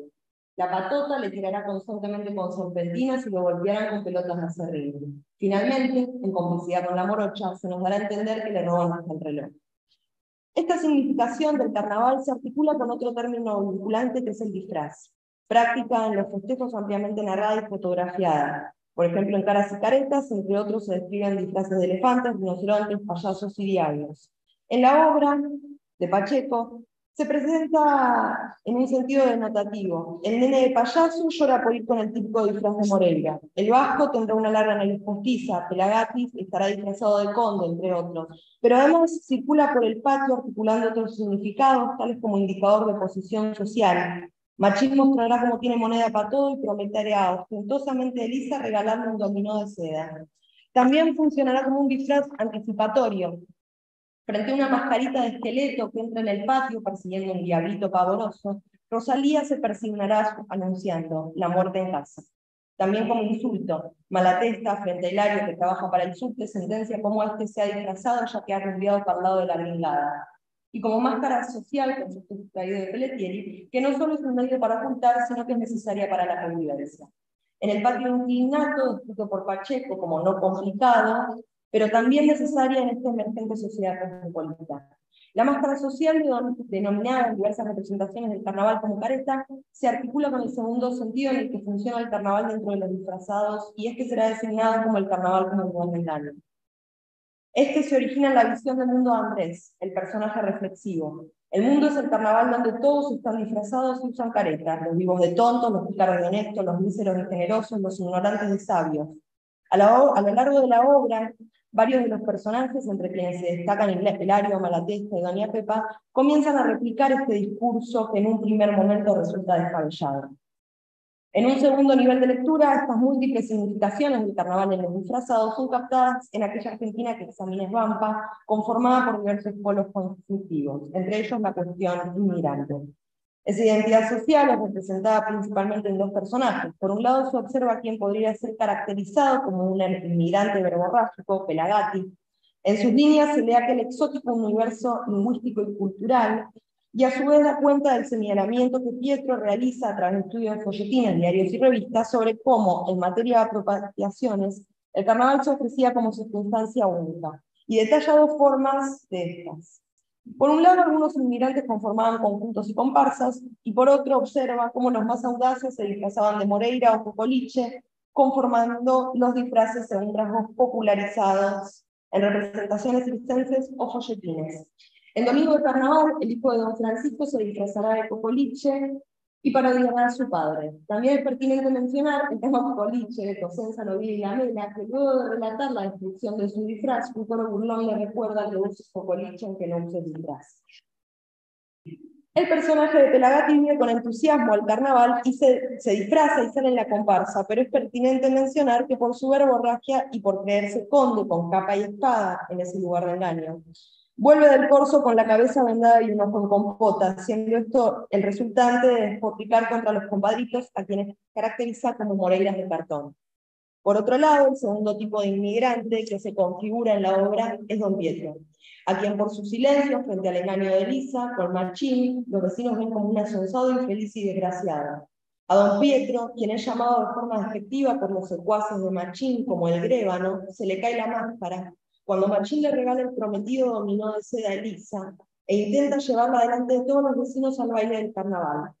Esa acción, cargada de una fuerte significación social por la humillación que representa, combinada con los excesos de alcohol propio del tiempo festivo, harán que Pietro desate la tormenta que lleva adentro y sea a Rosita movida a la acción por la vergüenza que conlleva la condición de cornudo, cierra cita de Pelletieri. La figura del Moreira atraviesa toda la obra y la caracterización sobre los Moreiras de cartón de Pelagatis se resignifica cuando se representa la venganza criminal de aquel inmigrante que tenía escondido el cuchillo y resultó ser un tigre disfrazado. Las distintas significaciones que adquieren las representaciones del carnaval en la obra dan cuenta de aquel universo en conflicto mencionado por Pelletieri. En el transcurso de esta se observa cómo el carnaval propiamente dicho es representado como una perturbación externa e intensa que irrumpe en el patio y atraviesa a todos los personajes. Lejos de permitir sostener las máscaras, facilita su caída. En cuanto al otro sentido, designado el carnaval como el lugar de engaño donde el corso se desarrolla en el mundo, a quien se le cae la máscara es al inmigrante, quien rasga los tejidos sociales y inmigrante. Pietro es quien provoca la pérdida de la felicidad y el equilibrio, y en él se representa esa identidad social que a Rosita amenaza con deformar la fisonomía nacional, Rosita de Pampa.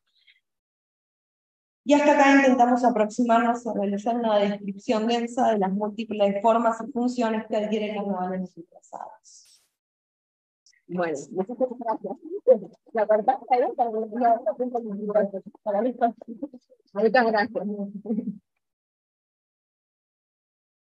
Muchas gracias a Camila.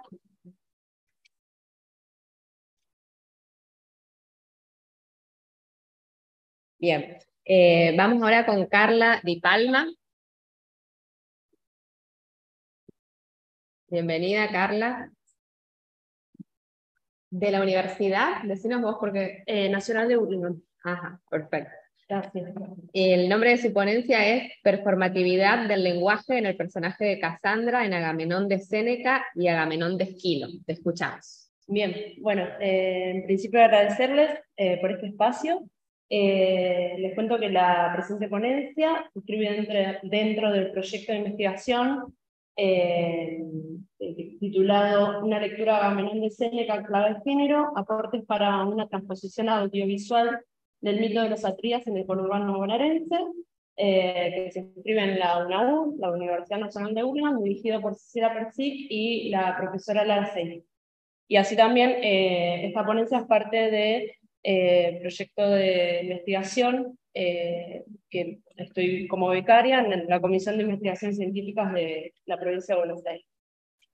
Bueno, el personaje de Agamenón es considerado uno de los héroes más importantes de la épica grecolatina. Fue rey de Argos y participó junto a su hermano Menelao en la expedición a la guerra de Troya.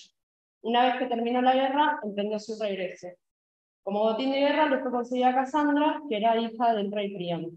A Casandra, según la versión de Esquilo, le fue otorgado el don de la adivinación por el dios Apolo, que a su vez, al ser rechazado por la princesa troyana, le concede también una maldición. Nadie va a poder entender las palabras de las profecías que ella va a ofrecer. Entonces es así que Casandra puede advertir todo lo que sucede, lo que va a suceder, perdón, en el futuro para prevenir las tragedias y la caída de Troya, pero todos la desoyen e incluso la tratan de desquiciar. Una vez que Agamenón ha vuelto al reino con la esclava en su poder, su esposa Clitemnestra urde un plan junto a su amante Egisto para asesinarlo y quedarse con el poder. Y así también cae Casandra en ese devenir vengativo. La profetisa, antes de ser asesinada, anuncia lo que advierte en sus visiones del futuro inmediato, pero nadie la oye. En el presente trabajo se analizará entonces el rol de Casandra y cómo manifiesta ella sus profecías en lo lingüístico corporal respecto al crimen en dos tragedias antiguas, la versión griega, Agamenón de Esquilo, y la versión latina, Agamenón de Séneca. El eje de esta ponencia estará puesto en las emociones de Casandra en ambas tragedias y en el seno de contextos socioculturales donde, en términos generales, el rol de las mujeres está subyugado a no poder hablar en público y a replegarse a lo íntimo y a lo privado. El rol de Casandra entonces funciona de manera ambivalente, ya que enuncia lo que ve a gritos, pero no es comprendida por los otros personajes, por lo cual habita en cuerpo y mente la exteriorización de los afectos. En primera instancia, entonces, el estado de la cuestión acerca de las emociones en la antigüedad griega se recogerá a partir de Fernández y Witt, ya que afirman que, abro cita, en efecto la poesía griega refleja episodios afectivos o escenarios más o menos paradigmáticos de las emociones, que dan cuenta del proceso de negociación sobre el significado de los hechos frente a los cuales los sentimientos responden. Estos mismos brindan una información sustancial sobre patrones morales, jurídicos, religiosos y otros asuntos que conciernen a la interacción social de los grupos humanos. Cierro cita. En la tragedia Agamenón de Esquilo, el personaje femenino de Casandra profetiza su futuro y el del rey en el episodio 4, donde revela el accionar de Clitemnestra. En este sentido, Casandra, al entrar a Argos, anuncia lo que sucederá, pero también oye el pasado en el palacio luego de sentar del carro, mientras apoya los pies en tierra firme, y siente la pulsión de la venganza. Es decir, siente en el palacio la cuestión de los asesinatos intrafamiliares desde tiempos anteriores, que fueron conformando así un bucle vengativo infinito de la estirpe. Hasta ese entonces, los homicidios y sacrificios son realizados por y entre hombres. La ley divina augura justa venganza unos a otros. Cito los versos del 1090 al 1092. Casandra. Una casa odiada por los dioses y testigo de muchos delitos, entre parientes de decapitaciones, matadero de hombres y suelo empapado de sangre. Las palabras que emite Cassandra suenan vacías de contenido para el resto de los personajes, sin embargo, actúan como un silencio ruidoso, en el sentido que funciona como una especie de sinestesia, pero sin profundidad léxica. Es decir, Cassandra transmite a través de su praxis, inentendible para los demás personajes, imágenes impactantes que configuran estados, sucesos, recuerdos de otros crímenes, pero sin llegar a prevenirles de lo que vendrá. Es por ello que la obra griega, quienes leemos, comprendemos lo que el personaje enuncia, pero al mismo tiempo entendemos que los personajes que la rodean no están interiorizados por el mensaje que ella quiere transmitir. En el lenguaje musical, el silencio ocupa un determinado espacio en la progresión de una composición, que es tan importante como cualquier otra figura que sí suena. Cassandra, en este sentido, podría ser como esa figura del silencio importante que delimita lo que vendrá, lo anuncia, lo sostiene, lo padece a los gritos, pero nada puede hacer con ello para delimitar el futuro. Sin embargo, interpela y es vital en ese proceso. Es preciso pensar entonces que esa voz silenciada ocupa un espacio crucial en la verborragia de la profetisa, ya que, como señala Spinoza, el silencio es necesario interpretarlo como un signo literario, cuya función es darle también sentido al discurso textual. En este mismo aspecto, la autora también afirma que, abro cita, existe también el silencio en comunicación, el cual tiene lugar cuando no se cuenta con el apropiado canal o código de comunicación para que la comunicación pueda llegar a ser significativa para el emisor y el receptor. Cierro cita. Por lo cual, podemos deducir que en el acto comunicativo de Cassandra, el canal está fallado por la intervención divina y quienes la oyen no interpretan su discurso como ella lo teje en su interior, dando cuenta de una voz que solo se limita a anunciarlo en lo privado y no puede hacer públicos sus vaticinios. No podrá salvar ni ser salvada jamás. Por otra parte, es preciso destacar que Cassandra interpreta como mediadora, habiendo invocado a Apolo previamente, las profecías e intenta expresarlas en el ámbito público, a pesar de que quizá nadie pueda entenderla, como si hablasen una lengua desconocida. De todas maneras, Cassandra traslee los mandatos masculinos de la sociedad griega al hablar en lo público, un espacio importante de lo político y social, como el Palacio de los Atrídae, después de un evento de gran magnitud como lo fue la caída de Troya. La performance discursiva que realiza el personaje, entonces, se puede considerar como una transgresión, ya que la voz en el espacio público de la antigua Grecia estaba prohibida por las mujeres, y no solo eso, sino que en un tono de descontento e ira a través de su oratoria, desbordando sus emociones. Cito versos 1266 al 1267. Los destruiré yo antes que me maten. Malditos, cuando estéis caídos en tierra, tendré mi venganza. Ahora bien, esta heroína mítica en la obra de Esquilo aparece como una princesa troyana, más bien sumisa, aunque a medida que avanza su decir, destinan ciertos matices de ira, de acuerdo a la performance discursiva que ella ofrece al coro en el intercambio dialógico que tiene. En el texto de Nussbaum, Ira y Perdón, Resentimiento, Generosidad y Justicia, la autora aborda tanto lo cognitivo como lo no cognitivo, en el contexto de las emociones y la moral.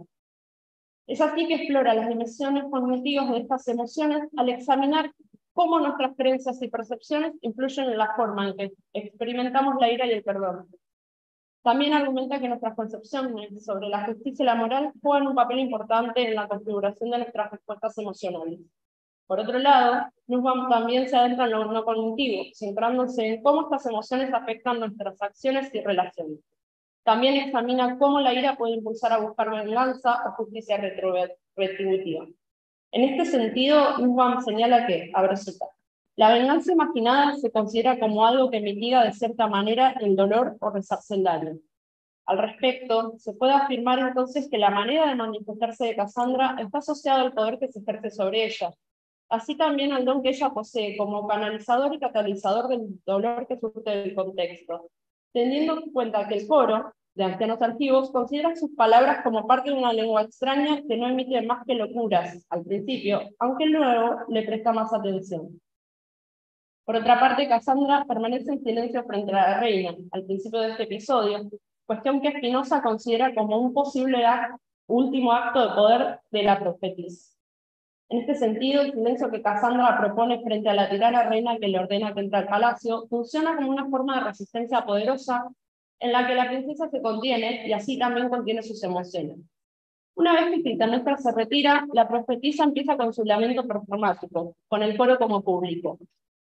Cassandra no está en silencio. Su discurso está siendo callado, pero sus sonidos tienen movimiento de interpelar al coro, quien interviene y se siente interpelado. Cuando la profetisa percibe, a partir de aquel pasado del palacio, el futuro del bucle vengativo de la casa de los Atreides, el coro señala no entenderla, pero sí reconoce algo de aquello que el personaje femenino intenta comunicar. Cito versos 1105 y 1106. No comprendo estas profecías, pero reconocí aquellas cosas, pues toda la ciudad grita. Bueno, voy a pasar un poco más adelante, así puedo terminar. Voy a retomar desde la versión de Séneca para considerar algunas cosas de la versión latina. De acuerdo a las tragedias que escribió Séneca, Segal propone un fuerte énfasis en la centralidad y la individualidad del personaje en la autodramatización, donde los personajes experimentan una intensa carga emocional. Los protagonistas se ven confrontados con un sufrimiento interno abrumador, lo que los impulsa a enfrentar una batalla interna más intensa que la lucha contra divinidades o principios morales universales. En este sentido, la escritura de Séneca introduce la representación directa, es decir, muertes, confesiones, cadáveres destrozados, hechicería en escena, y una tensión hasta el final de la obra. Esto es un efecto logrado en conjunto con la sensación de horror, a diferencia de estilo. Los monólogos son una parte esencial de la escritura de Séneca en sus obras trágicas. Cassandra exhibe de manera irónica y enigmática las visiones que le interpelan apelando a una seguridad eficaz. El coro de troyanas la acompaña desde una diaspora implícita, mientras la profetisa va construyendo la imagen de los hechos que la invaden mental y corporalmente, demostrando la acción dentro de la acción. Voy a citar al coro. Se calla de repente la sacerdotisa de Febe. La palidez se apodera de sus mejillas y un insistente temblor de todo su cuerpo. Las cintas rituales se le ponen tiesas y se le eriza la sedosa melena. El corazón jadeante ruge en su recóndito murmurar. La mirada vacía insegura y los ojos se le tuercen volviéndose hacia atrás, luego vuelven a quedar fijos con aire cruel. Levanta ahora los vientos la cabeza más arriba que de ordinario y camina altanera. Ahora intenta abrir la boca que se resiste. Ahora trata en vano de retener las palabras cerrando la boca, como una poseída que no resiste al Dios. La potencia retórica del personaje se entiende entonces como parte de la pasión y el grado de conciencia que permea su conducta, así también en lo detallado de sus acciones, en su verbalización, de la escena del asesinato y aquel acto performático que realiza, aquello que manifiesta vivir mientras lo narra, demostrando así también la ira que la va invadiendo por lo sucedido en Troya y el poder que ella profiere en su don profético, junto a su deseo de morir. En este sentido, Nussbaum afirma que, a ver, citar, cuando el aire se relaciona con cuestiones de principio, de justicia o de justicia global, esto se debe a que la persona que siente ira ha logrado incorporar estas preocupaciones en su concepción de lo que importa en la vida. Más adelante, en su encuentro con Agamenón, y sabiendo que ambos morirán en breves instantes, Cassandra asevera, triunfante, cito, para mí la muerte es seguridad. También se dirige al coro de troyanas y se distancia. Cito. Contengan esas lágrimas, troyanas, que cualquier ocasión las hará verter y hagan el duelo por ustedes mismas con llorosos gemidos. Mis calamidades rehusan ser compartidas. Aparten sus quejas de mis desgracias. Yo me basto a mí misma para lamentar mis males. Es evidente que la sacerdotisa motoriza de una forma de su ira la visión que acaba de contemplar con deseo genuino. Galán considera que Agamenón se distingue como la tragedia más experimental de Séneca debido a su estructura enigmática y fragmentada, la diversidad de personajes que despliega, la inclusión de dos coros y una narración central larga y llamativa. Por un lado, entonces, nos demuestra que la aparición en escena de Cassandra del coro de troyanas que la acompañan le concede al pedirlo de crímenes privados en palacio un aspecto público que permite que la cuestión de la venganza sea doble, ya que Cassandra manifiesta sentir la reparación por lo sucedido en Troya y no le importa morir. Por otra parte, la autora reflexiona relacionando las esferas de lo público y lo privado en la obra como parte del estoicismo propuesto por Séneca, ya que afirma que, a ver, cita, este recorrido a través de los personajes femeninos evidencia la recurrente preocupación estoica por el estudio de las emociones, donde las mujeres se ubican en primer plano para desplegar el más amplio arco de sentimientos y pasiones. Cierro cita. Incluso el último parlamento de la obra latina se da entre los dos personajes más poderosos y iracundos, Casandra y Clitemnestra, invocando a las furias. Cito, Clitemnestra: vas a morir víctima de las furias. Casandra le contesta: ya vendrá también por ustedes las furias. Muchas gracias. Bueno, muchas gracias. Muchísimas gracias, Carla. Y gracias por acortar la ponencia, porque nos espera un ágape en el picadero, entonces por eso estamos así como en los tiempitos ajustados. Bueno, ahora recibimos a Silvana Bustos, de la Universidad de Valparaíso.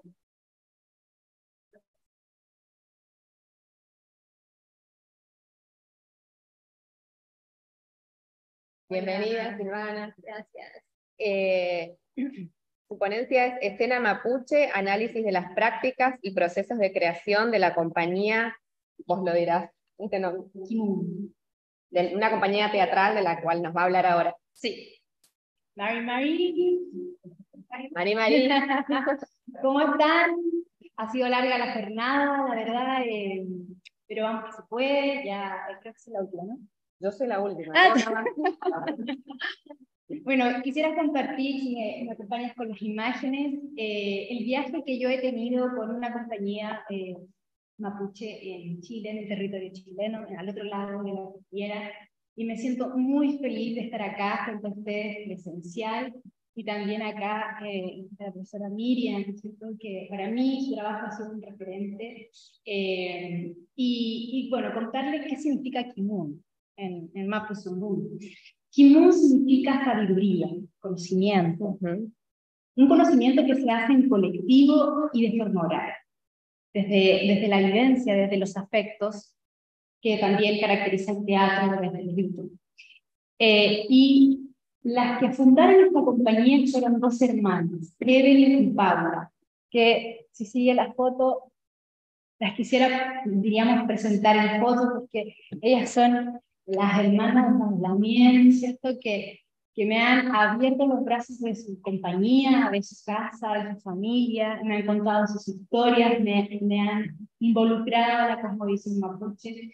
Yo no recibí educación mapuche en la escuela, yo no recibí tampoco educación mapuche en la universidad, yo estudié historia, pero también después me formé en teatro. Cuando yo estudié teatro tampoco me hablaron de la teatralidad argentina, ni mapuche, ni latinoamericano. Entonces mi presencia aquí para reivindicar la teatralidad que estaba visibilizada, ¿cierto? Por, diríamos, la historiografía social del teatro. Y que ahora se está en la práctica de estas hermanas he podido como vivenciar y diríamos registrar sus procesos y sus metodologías de creación. Quisiera como proponerles como lo que yo he ido observando del trabajo de Kimun. Kimun es una compañía que se presenta como multidisciplinaria, porque no solo trabaja desde el teatro, trabaja desde la música, trabaja desde el cine documental, se ha introducido a las temáticas también de las ciencias sociales, el trabajo con metodologías, ¿cierto? De las ciencias sociales, humanidades, etc., multidisciplinario. Y ahí yo quepo, ¿no? Como desde mi lugar también de trabajo. Y Kimun lo que hace es trabajar las historias de las personas siempre que han migrado a la ciudad, porque se concentran principalmente en el mundo urbano. Su trabajo es en la ciudad de Santiago, ellas tienen ahí su bunga, su lugar, su comunidad, entonces se trabaja mucho desde ese lugar que diríamos territorial de la ciudad. Y por lo tanto, de esa cercanía que también tienen con las poetas propias de la ciudad. Paula se formó en teatro y Evelyn, la hermana, ¿cierto?, se formó en música. Entonces ambos crean desde esos campos, desde estas dos líneas, pero también se mezclan con otras personas de otras disciplinas. Me acompaña con otras imágenes. Ella es la madre de las chicas. Las chicas han tenido un proceso de reconocerse mapuche de a poco, ¿cierto? Por muchos años su identidad negada, ocultada, y de a poco ellas, a través del teatro, han ido descubriendo su propia identidad mapuche. La primera obra que ellas montan fue Mi Putremén, Mis Antepasados. Quisiera pronunciar bien, Mi Putremén, que fue Mis Antepasados, en el 2008. Una obra muy íntima, en que las chicas usaron principalmente el teatro documental como base, ¿cierto? Ellas hicieron entrevistas muy íntimas, hacían la 11, allá en Chile tenemos la 11, que hizo La merienda. con La merienda, la 11. y ahí, en ese contexto, se hablaba de las historias personales, ¿cierto? De las lamien, principalmente cuando estaban protagonizadas por mujeres, todas, ¿cierto?, mayores, y contaban sus historias de cómo migraron ¿no? De los procesos que tuvieron que vivir cuando llegaron a la ciudad de Santiago. Y aquí esta obra me parece interesante porque este año en Chile se cumplen 50 años del golpe de Estado, ¿cierto? Y bueno, es que durante este mes he escuchado comentarios, ¿cierto?, negacionistas frente a este hecho lamentable, pero me saltó una duda, ¿no? ¿Cuál fue la presencia del pueblo mapuche durante este periodo? Y esta obra que me hizo pensar que la mayoría de las historias que cuenta esta obra fue de mujeres que emigraron en la década del 60, 70 y que trabajaron como empleadas domésticas de la clase alta en Chile.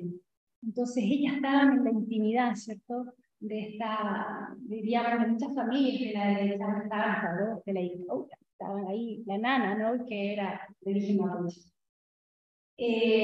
Después ellas pasaron, si con la otra imagen, bueno, ahí está Paula, ¿cierto?, con su abuela, ella es nieta, Paula también, una machi, y ella lo iba estudiando, con otra imagen. Después Paula hizo su tesis, ¿cierto?, sobre cuando se formó como actriz, su tesis, y creó la obra Territorio Ocupado, ¿cierto?, un testimonio íntimo de un país mestizo, reconociendo, ¿cierto?, de que en nuestro país, Chile, le ha negado la historia a una gran cantidad de pueblos. Siguiendo, después vino Galvarino, una historia del cultivo de Pablo, que en el periodo de Salvador a estudiar a la Unión Soviética y desaparece. Muere allá, ¿cierto?, lo matan unas personas en contra del pensamiento soviético, y Paula hace una obra.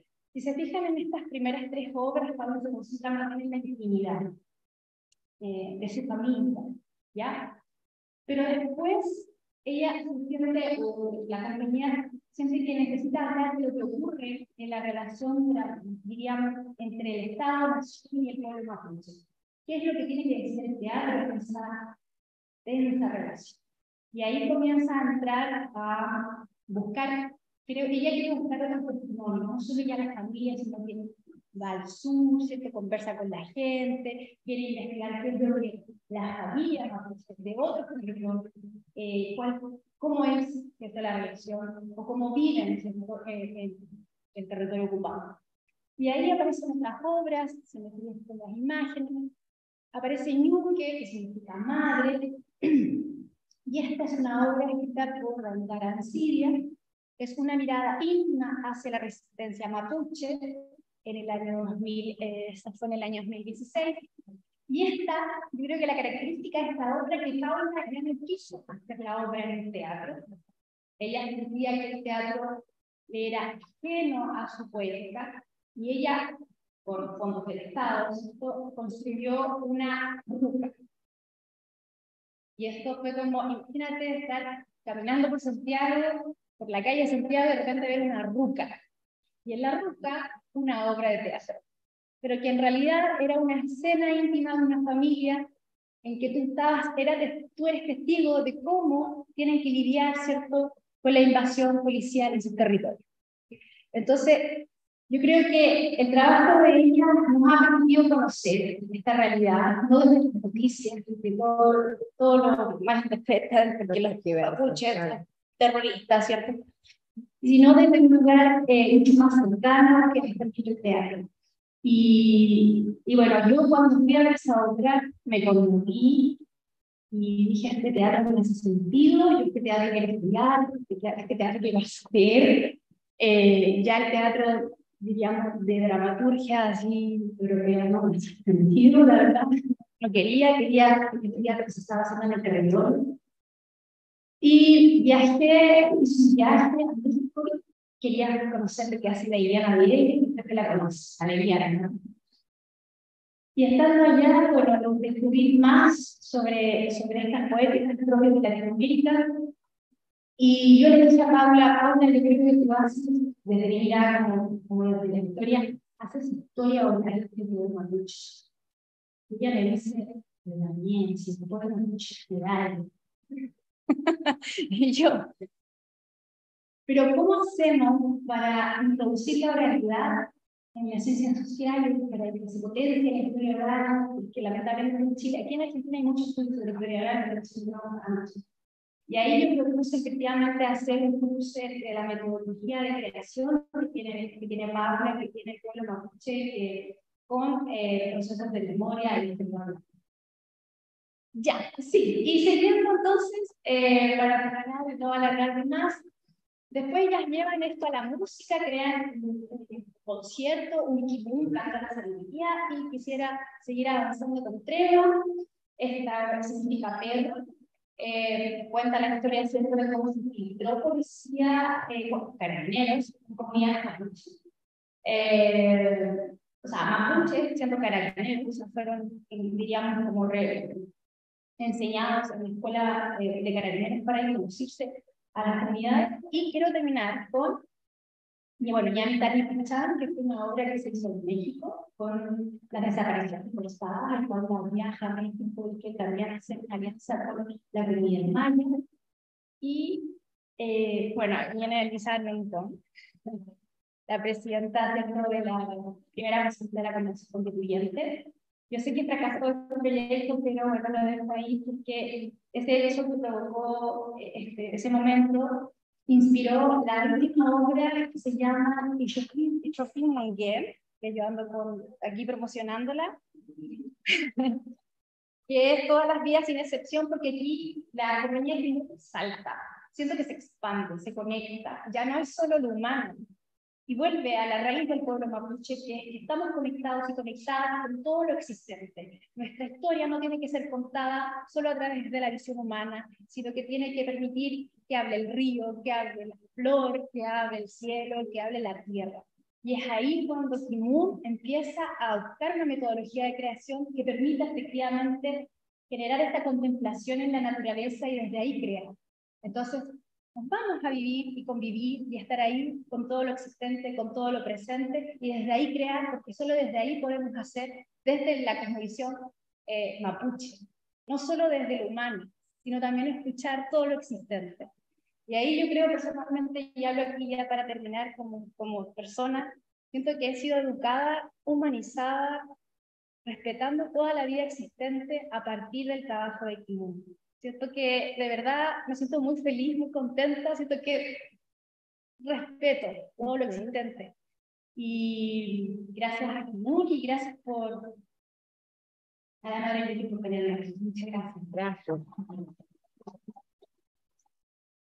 Muchas gracias a Silvano, muchísimas gracias por traernos este recorrido de este grupo mapuche, que me emociona particularmente porque conocí a Luisa Calcumil, que es una gran dramaturga y actriz mapuche, y presentamos su libro en el sur y en La Rioja también, así que me siento muy conectada con todo lo que decís de haber estado también con ella en su casa, en su teatro que tiene dentro de su casa. Sí. Y bueno, es todo un universo que también tenemos que integrar, y celebro por eso este espacio de este congreso internacional de teatro comparado. Puedo decir algo que se me quedó, que de verdad para mí lo político ya no solo quedó en el conflicto, sino que lo político se extiende hacia nuestra relación con la naturaleza. Tal cual. Y sí. Es ahí está el futuro. Bueno, muchas gracias. Muchas gracias. Muchas gracias.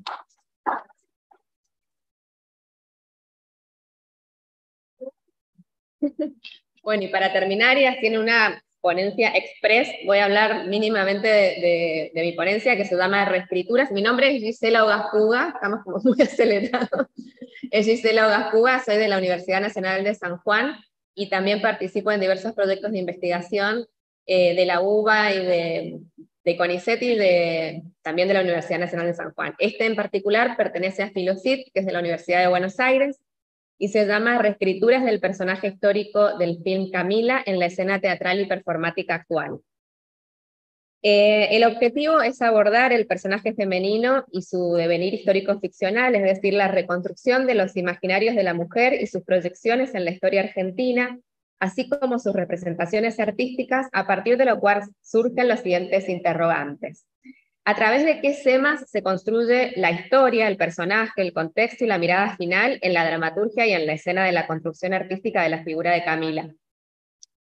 ¿Cómo se configura la dinámica femenino-masculino en relación a la política, la religión y sus discursos en el universo creado? ¿Cuál pudo ser su impacto en la recepción del público en el presente de la Enunciación? ¿Desde qué códigos se diseña la heroicidad femenina y cuál es su sentido? ¿Cómo es reformulado el personaje histórico cinematográfico por el teatro y la performance en el siglo XXI?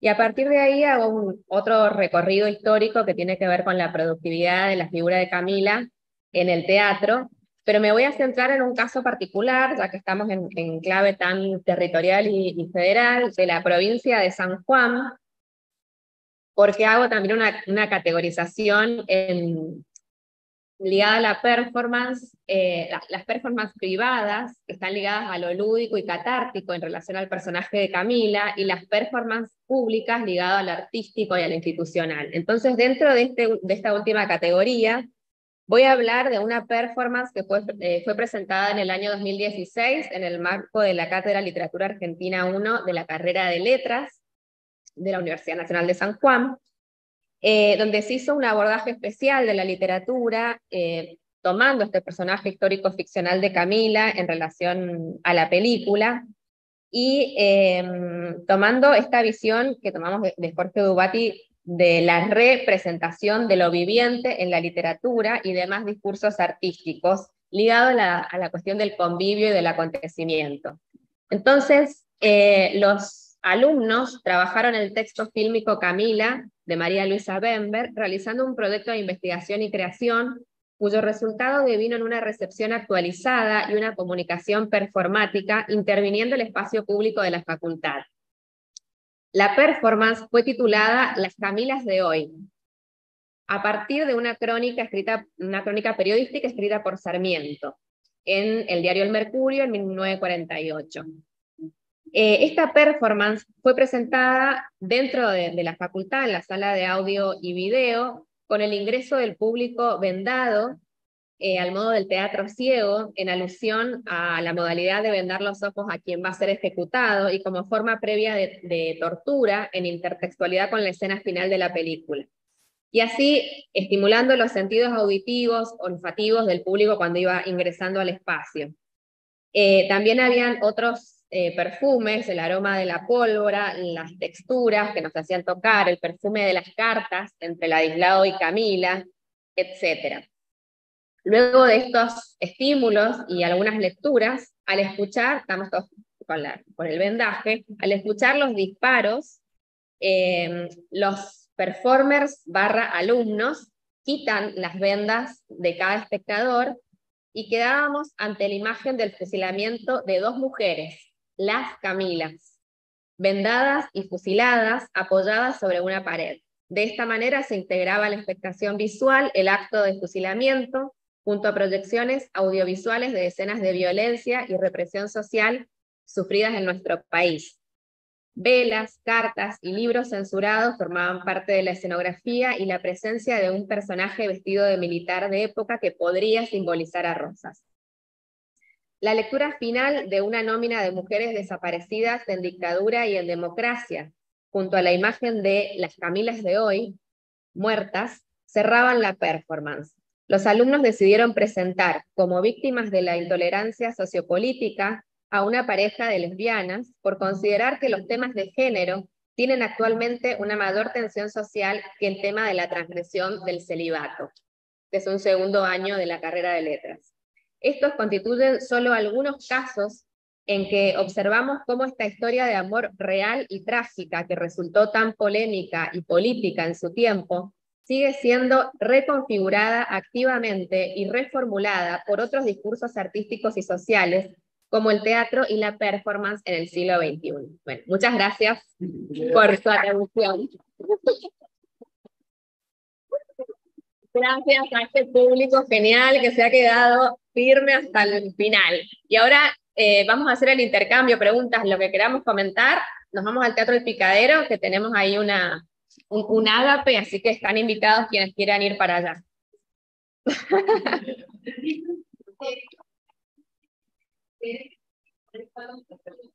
¿Cómo?